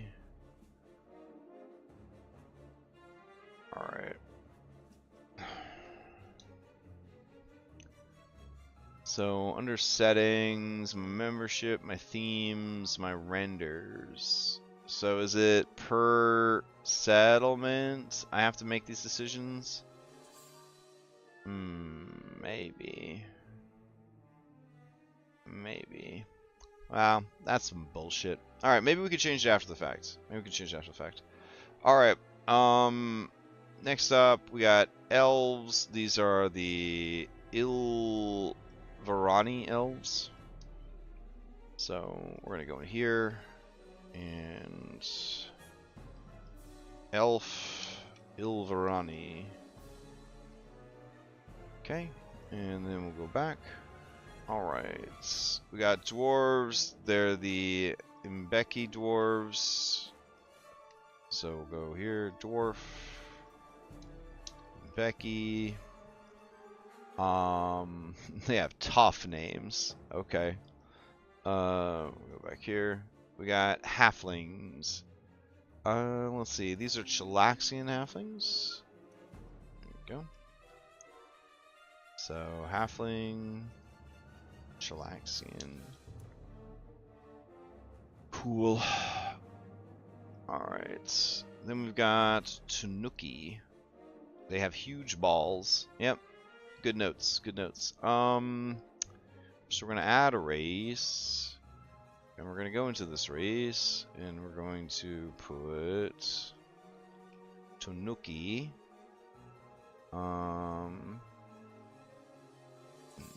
And then let's see. PF2E Tanuki. What can you tell me about them? The Tanuki in Pathfinder 2E are humanoid shape changers. They typically are 3 to 4 feet tall. Cool. We don't know how old they get per this description. We can go to their Wikipedia entry.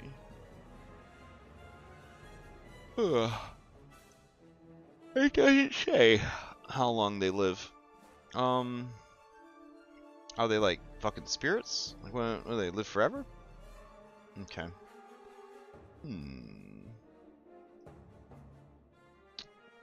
It's a little frustrating. Tell me how you work. How long do you live? Alright. How long do Tanuki live before dying of old age?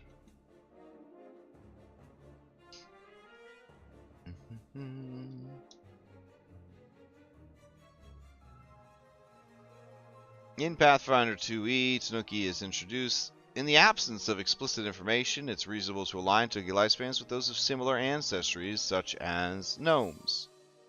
Given the Tanuki's Fey-like characteristics and magical nature, comparable. Wow, so they don't actually have an official. Dang, oh, okay. Well, shit. Alright, we'll just leave it like this then. I don't care. Let's see. Tanuki. Are these centimeters? What is... okay. Yeah, I know the difference between a centimeter and inches. Centimeter, 2 inches. Converter.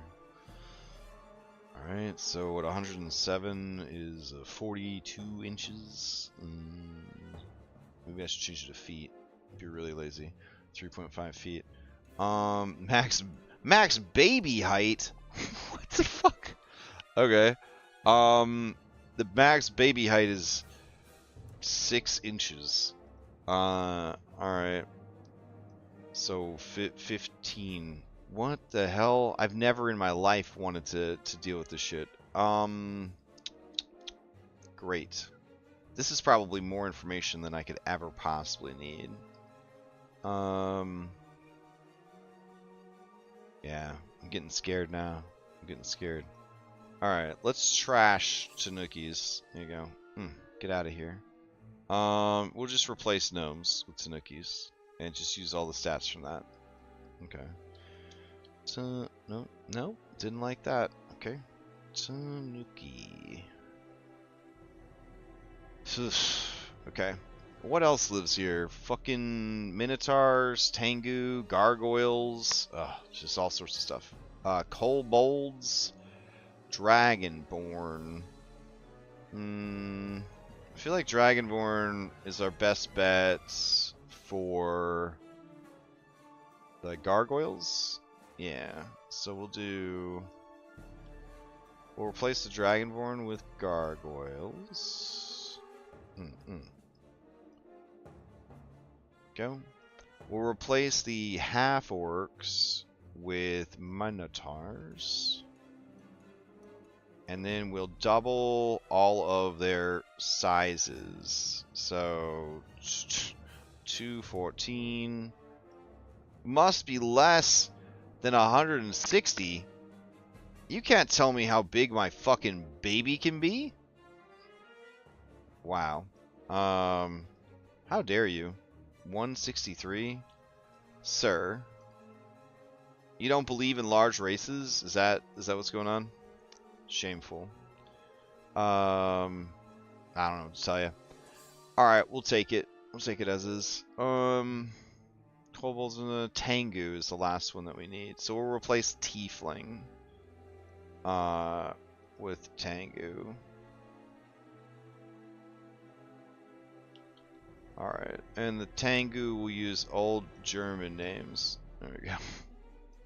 And let's see. The half-elves, I guess they're just fucking fending for themselves. The gargoyles, instead of draconic names, they will use old French names. Yes, perfect. Alright, what genders exist in the city? Non-binary, agender, male, female, except. That's fine with me. Let's see. How do I align the gender? I don't give a shit. That's fine. The races, though, you can't all be 50%, right? Is that what I'm reading here? Is this is 50% distribution? So, all right. So what I'm gonna do here is I'm gonna grab these races. Okay. And I'm going to go over to the robot. I'm going to go to the Skyhaven project. Skyhaven. Here we go. Alright. Help me decide on the demographics for Terranathus. Here are the races.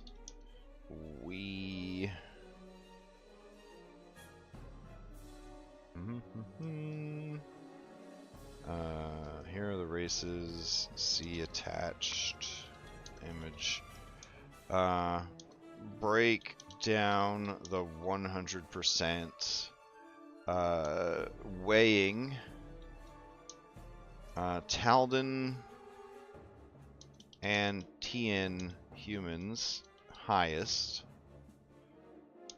followed by halflings, followed by minotaurs, then elves, then halflings, then dwarves,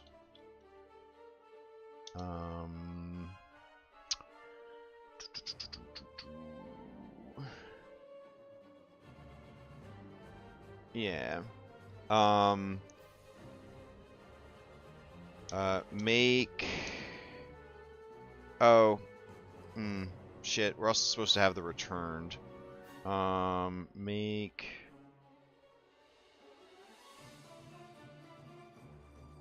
Gargoyles the second rarest, and the rarest race, just add one called other. There we go. Yeah, that should work. Ah, yes. When you have all the word letters that spell gargoyle, but they're in the wrong order. Looks great. Alright. Here we go.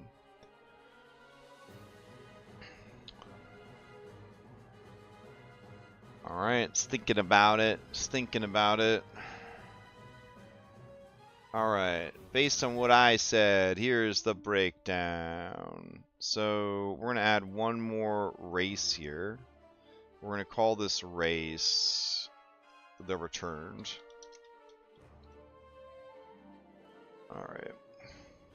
And they're going to represent, like, other. Okay.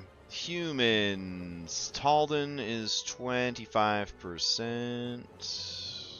So that's down here. Okay. Tien humans are at 20%. They're right here. Okay. Minotaurs are at 15%. Okay. Mid-tier group. The Ilverani elves are at 12%. The Chilaxian halflings are at 10%. The Mbeki dwarves are at 8%. Alright. The Tanuki are at 5%. Where are you at, Tanuki? There you go. That do mean 1 in 20 people is a Tanuki. That's a lot of Tanuki. Tengu, 3%. Gargoyles, 1%. And the Returned, 1%. Nice. Oh, what? The Aslanti humans didn't even get factored in. Let's do 5% Aslanti. And what we'll do is we'll lower the Tien to 17. And we'll lower the Talden to 23. There we go. Beautiful. Alright. Education. Lifestyles that are educated. Modest is also going to be educated. Alright. Stats. I see what's going on here. It'll be fine. Alright. So now we got governments, pick types, titles, etc. Oh man. Are we a feudal? Are we democratic? I don't think we need to worry about that. Factions. Here we go. Use random factions. No. Number of random factions. None. Custom factions. Let's go. Alright. So let's see. Factions in the game. Alright. Bastion Council. So this would be Community Council? Sure. Alright. Faction name. There we go. Simple description. Bastion Council. Local community council made up of voluntary members. Not really. We'll just take this. Does it all fit? I don't know. Nope. Comes close though. Alright. Operates secretly. It does not. Its goals are maintain the status quo for sure. Keeping a secret. Obtaining power. Gaining knowledge. And gathering wealth. And preventing a prophecy. Wow. Yeah, that's all. That's good. Goal completion method. Use democracy. Sabotage. We'll try to not do these other things. Faction building. Community hall? Not really. Is there something fancy like a palace or something? Castle? There we go. Alright. Has meetings? What times they have meetings at? Jesus Christ. This is really fancy. Leadership criteria. What? Oh man. That's gonna be that's a lot. All this to like generate stuff better. How many factions do I have to worry about? Holy shit. There's a lot of factions. Okay. Nothing to it but to do it, I guess. Grind it out. Alright. So, let's see. The next one on the list is the Stonehearts. Alright, they're also a community council. There we go. The Stonehearts.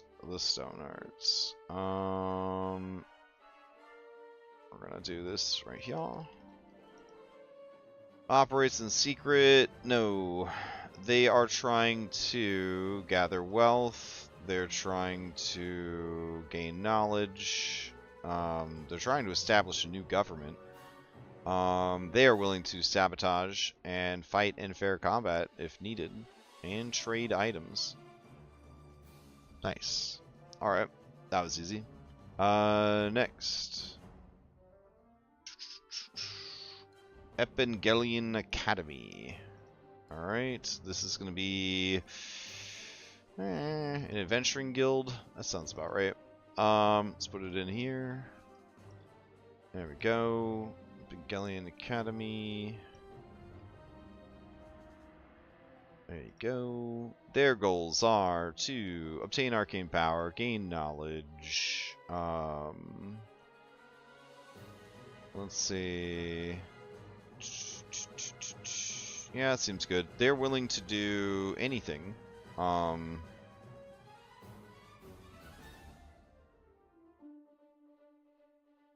But we'll just use these for now. There we go. Alright. Faction building would be a college. Nope, that's not a thing. Academy. Nope. Library. Religious library. What are my fucking options here? Rope maker's shop. That's definitely where they hang out. Undertaker. There are a lot of places to not have. What about arcane? Nope. What about wizard? Nope. What about magic? Magic item shop? What about research? Nope. Okay. What about tower? Nope. School? It is kind of a school. Alright, we'll go with that.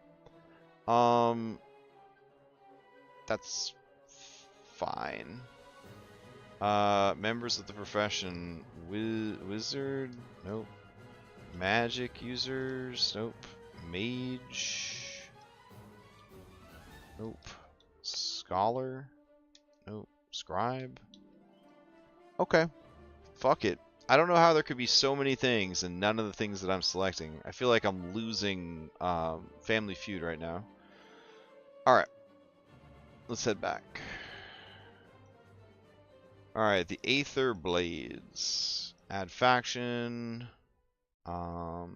These are technically guards, but we'll call them a mercenary faction. There you go. Okay. Alright. Alright. They want to start and end wars. They want to serve a powerful patron. They want to create a monopoly. And they want to maintain the current status quo. They are willing to fight in a fair fight and hurt people. And technically, I guess, extort people. Alright.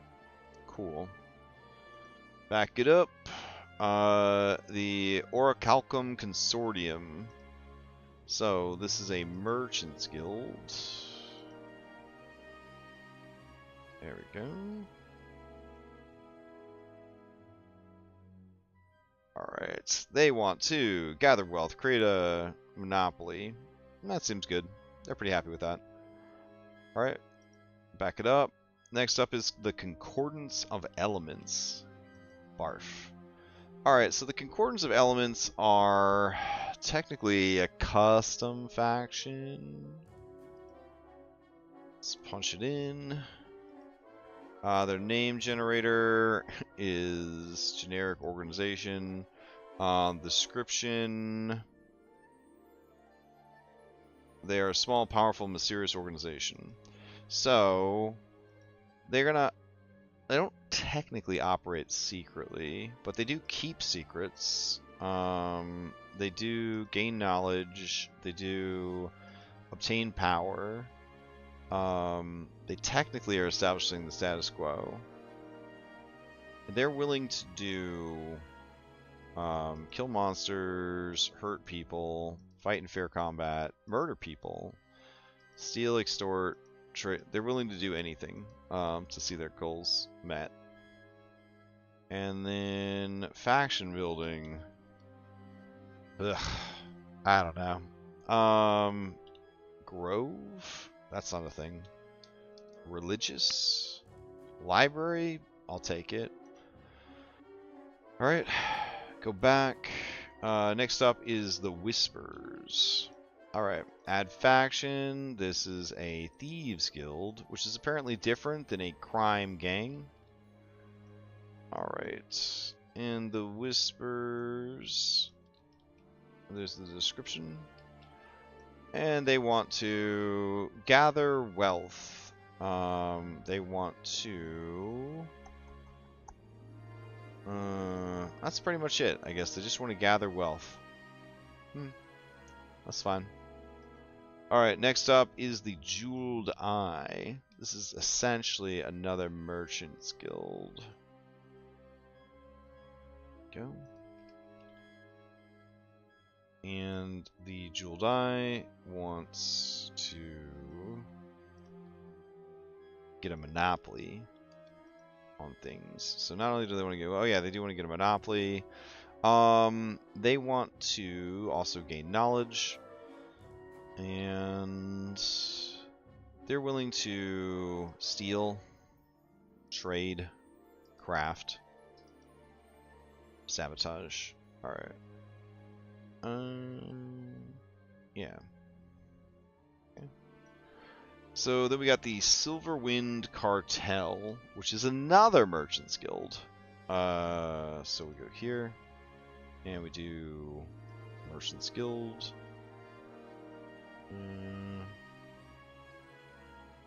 Alright. So go here. Faction name there. And they have had a hard time. They're not doing great.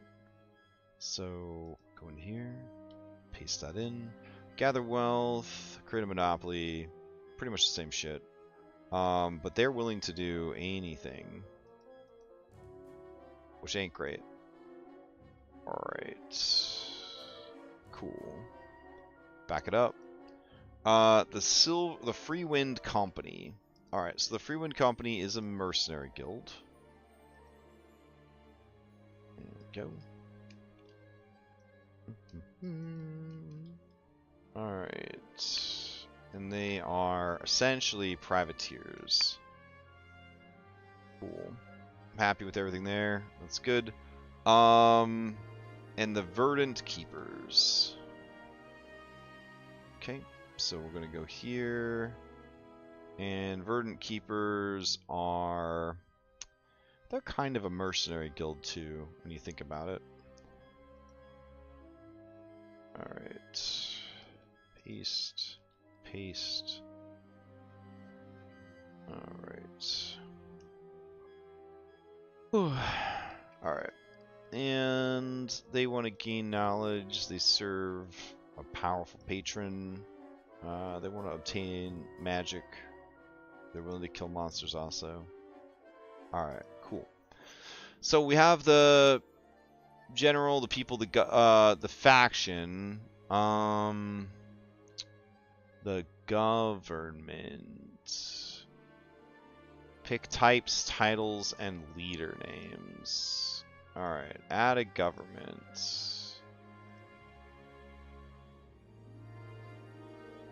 Government type, feudal or democratic. These are the only two that they're willing to do. Alright, well, then that's what we'll have to do. We'll do Lord and Lady. That's fine. Alright. Back out. Okay. Districts. Okay. Too small for districts with an area less than this will try to merge with a larger district. No idea, bro. Automatic based on size, customize, stop district growth, overall districts. What is this? Oh, shit. Okay. Sub-districts. Okay.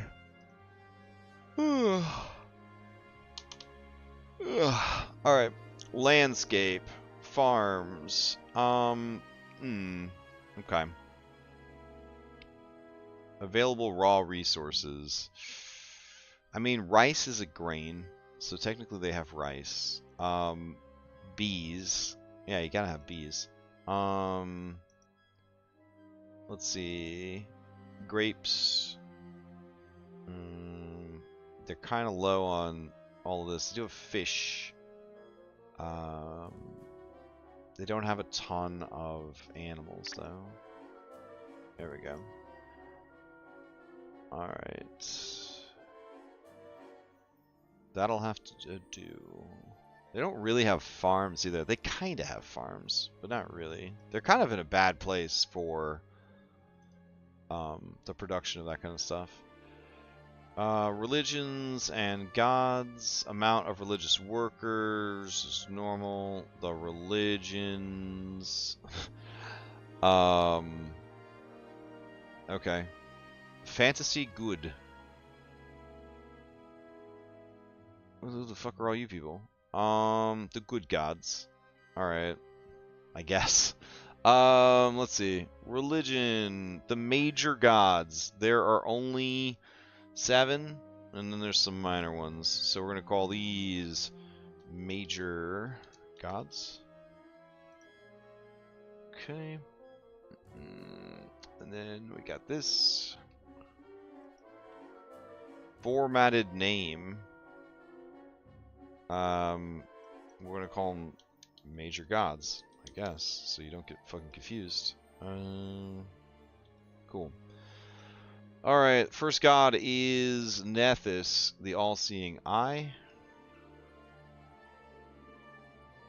Alright, I don't really care what his religion is. Apparently it means a lot to these, to this program. PF2E Nethys. Nethys. Alright. Nethys is considered, I want to say lawful neutral, if I had to guess. No, true neutral, right? Gods don't have alignment. He's definitely true neutral. Alright, let's go with true neutral. Alright. So we'll do true neutral. Daikitsu, the Lady of Foxes. Alright. Let me check the Wikipedia. Nope, it doesn't know. PF2E. I didn't think I was going to need their alignment. I guess I should, like, punch it in as I'm going. Alright. She doesn't really have an alignment listed because they got rid of it. So I'm going to say chaotic good. Yeah. She's benevolent and capricious. That seems pretty chaotic good. Alright, then we got Findaladlara. Alright, Findaladlara, who is the elven god of architecture. The guiding hand. Their followers have to be neutral good, chaotic good, neutral, or chaotic neutral. Which to me indicates that they are probably a neutral good deity. Yes. Alright, so neutral good. The guiding hand. And they are neutral good. Alright, Torag, the father of creation. Torag PF2E. Alright. Torag, he is lawful good.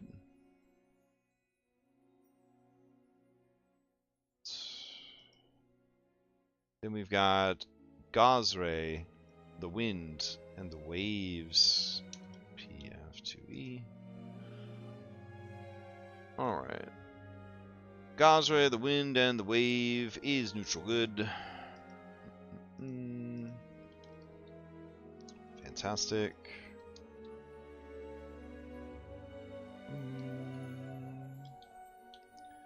Alright, Bry, the whisper in bronze. Okay. Bry, the whisper in bronze is definitely... Oh, she's of a new... She's from the... Neutral, good, neutral. Yeah, so she's lawful neutral. Okay. Here we go. Lawful neutral. Alright, then we got Saren Ray, because you gotta have Saren Ray if you're doing a Pathfinder game. You don't really have a choice. Saren Ray, the Dawn Flower. She is, in my best estimation, super duper good. There's a legacy version here. Yep, neutral good. Alright. Beautiful. And that is the 7 major deities of the campaign.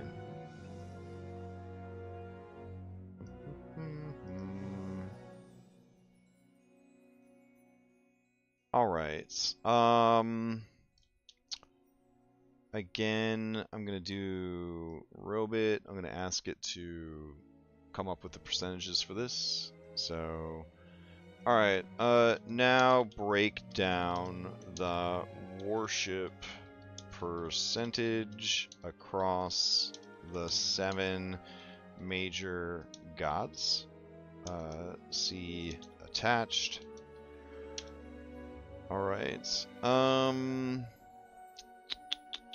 We're gonna say...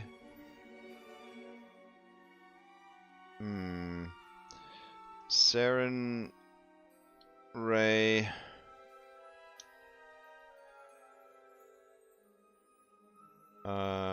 and Gazre should be most worshipped. And then Findaladlara and Nethys are the least worshipped. Alright.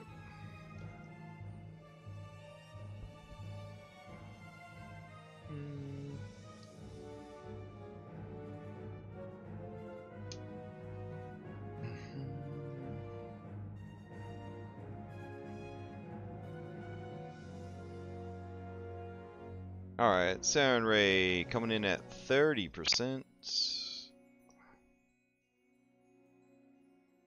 Gazre at 25%. We got Torag at 15. We've got Daikitsu at 10. Alright. We got Bry at 10. We've got Nethys at 5. We got Findle at 5. Alright. Awesome. Alright. Go back to religions. There we go. We can go into this one, and this will be lesser gods. Okay. And going back to our document, we got some minor deities here. So we got the Monkey King. We've got Caden Kalen.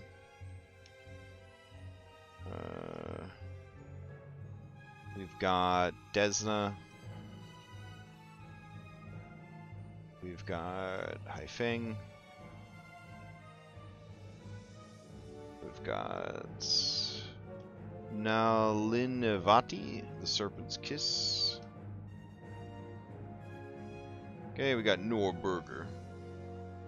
There we go.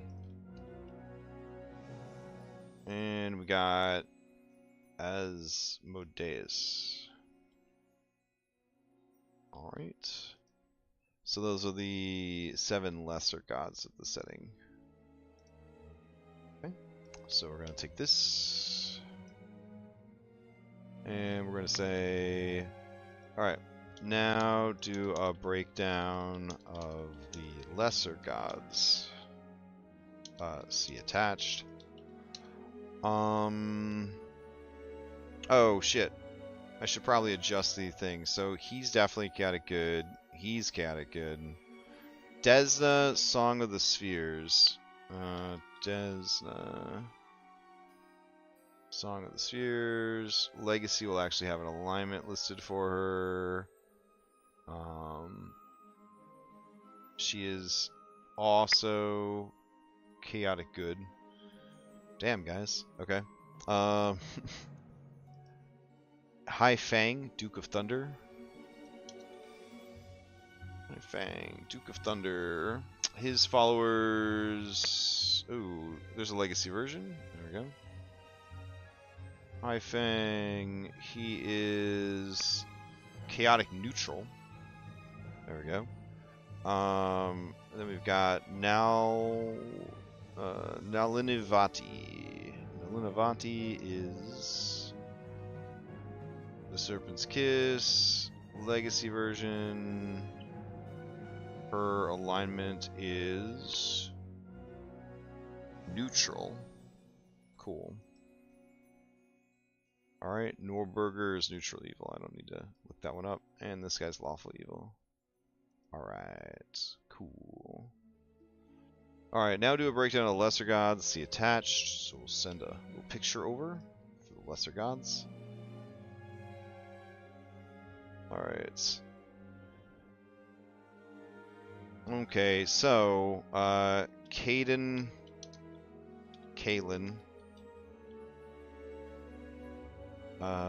Sun Wukong, and Desna are all very popular. The others, not so much. Alright.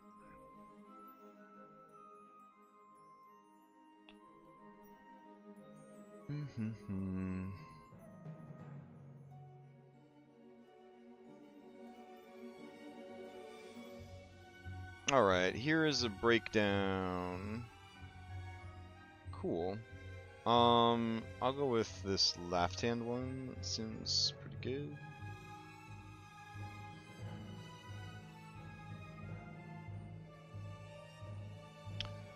Alrighty. So we've got Caden Kalen at 25. We got Sun Wukong at 20. We got Desna at 20. Alright. Then we got the Duke of Thunder at 15. I think he'd be doing a lot better, honestly. You got the Serpent's Kiss at 10. Norburger at 5. And then Asmodeus at 5. Alright. Excellent. So we've got that sorted. We can get rid of all the other religions. Perfect. Alright. I'm gonna say that of the major gods, 90% of the people worship them, and then of the lesser gods, we'll say 80% of the people worship them. And hype. Alright. So we got religion, we got water. I'm gonna say that we're definitely gonna have manually drawn water. Alright. Cool. Okay, going back. Military, guards, walls. Amount of full-time military, normal based on size. Okay. City is definitely not walled. Alright. Items and services. Fuck all that. Buildings. I trust you. Okay. So it does say here, draw. No, changes the size of it, changes the border sizes to the size of the drawing. Draw ocean shape. Alright. How? Draw ocean shape. Yes. Oh. Alright. What is the red dot in the middle? Draw an ocean. Bridges cannot be created over oceans. Click points to form an ocean shape, and clicking the start position to complete the ocean. Okay.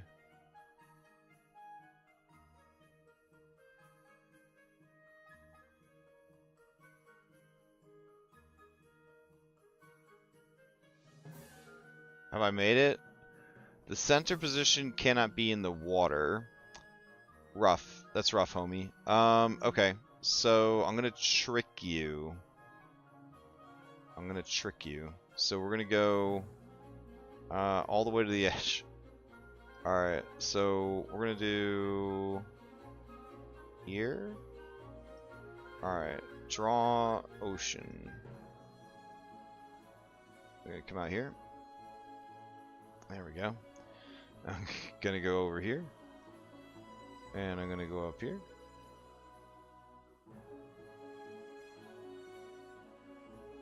And over here. And down here. Alright. I'm gonna drag this to here, but not stop just yet. Alright.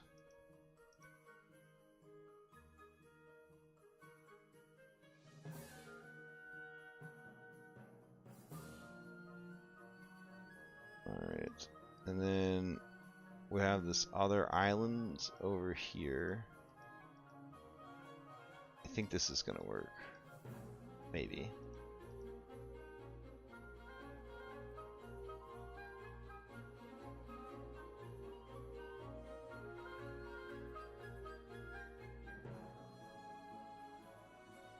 Nice.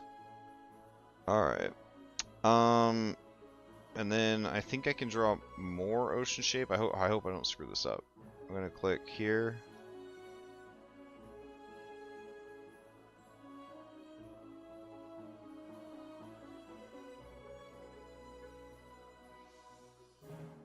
Awesome. Awesome. Okay. Yeah, we didn't put it in the center. It's fine. Good. So how do we go back? Cancel, save. Draw an ocean. Oh, I'm still on that tool. Save. Hell yeah. Alright. I think we're ready. I'm gonna hit the button. Create settlement. Oof. It's pretty exciting. Oh my god. Look at that. Neat. So it just built this whole ass town for us. It's fantastic. Terranathus. Sweet. Okay. So what's going on in here? Flat bedrooms, they're all empty. Why do you have so many empty buildings? Alright, who the hell are you? This is an 88-year-old male human Taldan retiree, and they're currently at home. He has short, wiry gray hair and hazel eyes. He has a few baby hairs on his chin. He has dark pink skin. He is 6'2" and has a fat build. He is reserved and doesn't draw attention to himself. He is not willing to try new things. Finds it difficult to understand new ideas. He is fantastic. He worships the lesser gods. And he's got completely average stats. This is his house. The Millendera Residence. It's fucking cool. Alright. I'm gonna download this for now. Oh, export to Foundry. I don't know if I'm ready to do that. Also, I think I'm done prepping for now because it's almost 11 o'clock at night. Nice. Buildings. Edit settlement layout. Oh, okay. Very cool. Okay. This is very cool. Alright, so now, bare minimum, we have a functional map of the city. Obviously, I want to change some stuff up, but we can zoom in on the city. You can go to any house in the city. You can see if people live there. This is the wicker worker's place. There's 7 people there, including the wicker worker. Very, very cool. Wow, this is great. Okay. Yeah.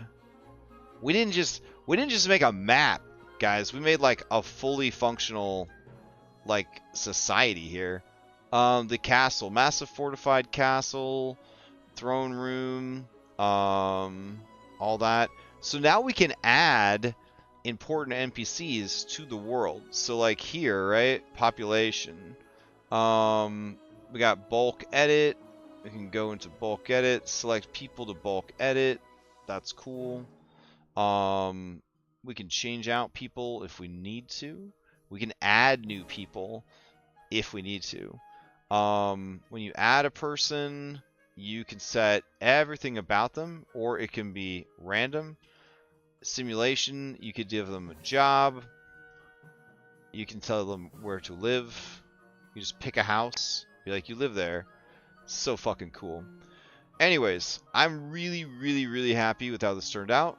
And everything is already saved. So I am gonna, let's see. I'm gonna export a JSON just in case. But yeah, this is awesome. Whew. All right, we'll continue working on this tomorrow night instead of Stolen Fate prep. I would like to get this layout kind of matching the districts and the sort of tiered nature of the town. Then we can export this into Foundry and have a fully functional map in Foundry with all of these features. So really, really exciting. Hope everybody has a good night, and I'll see you next time.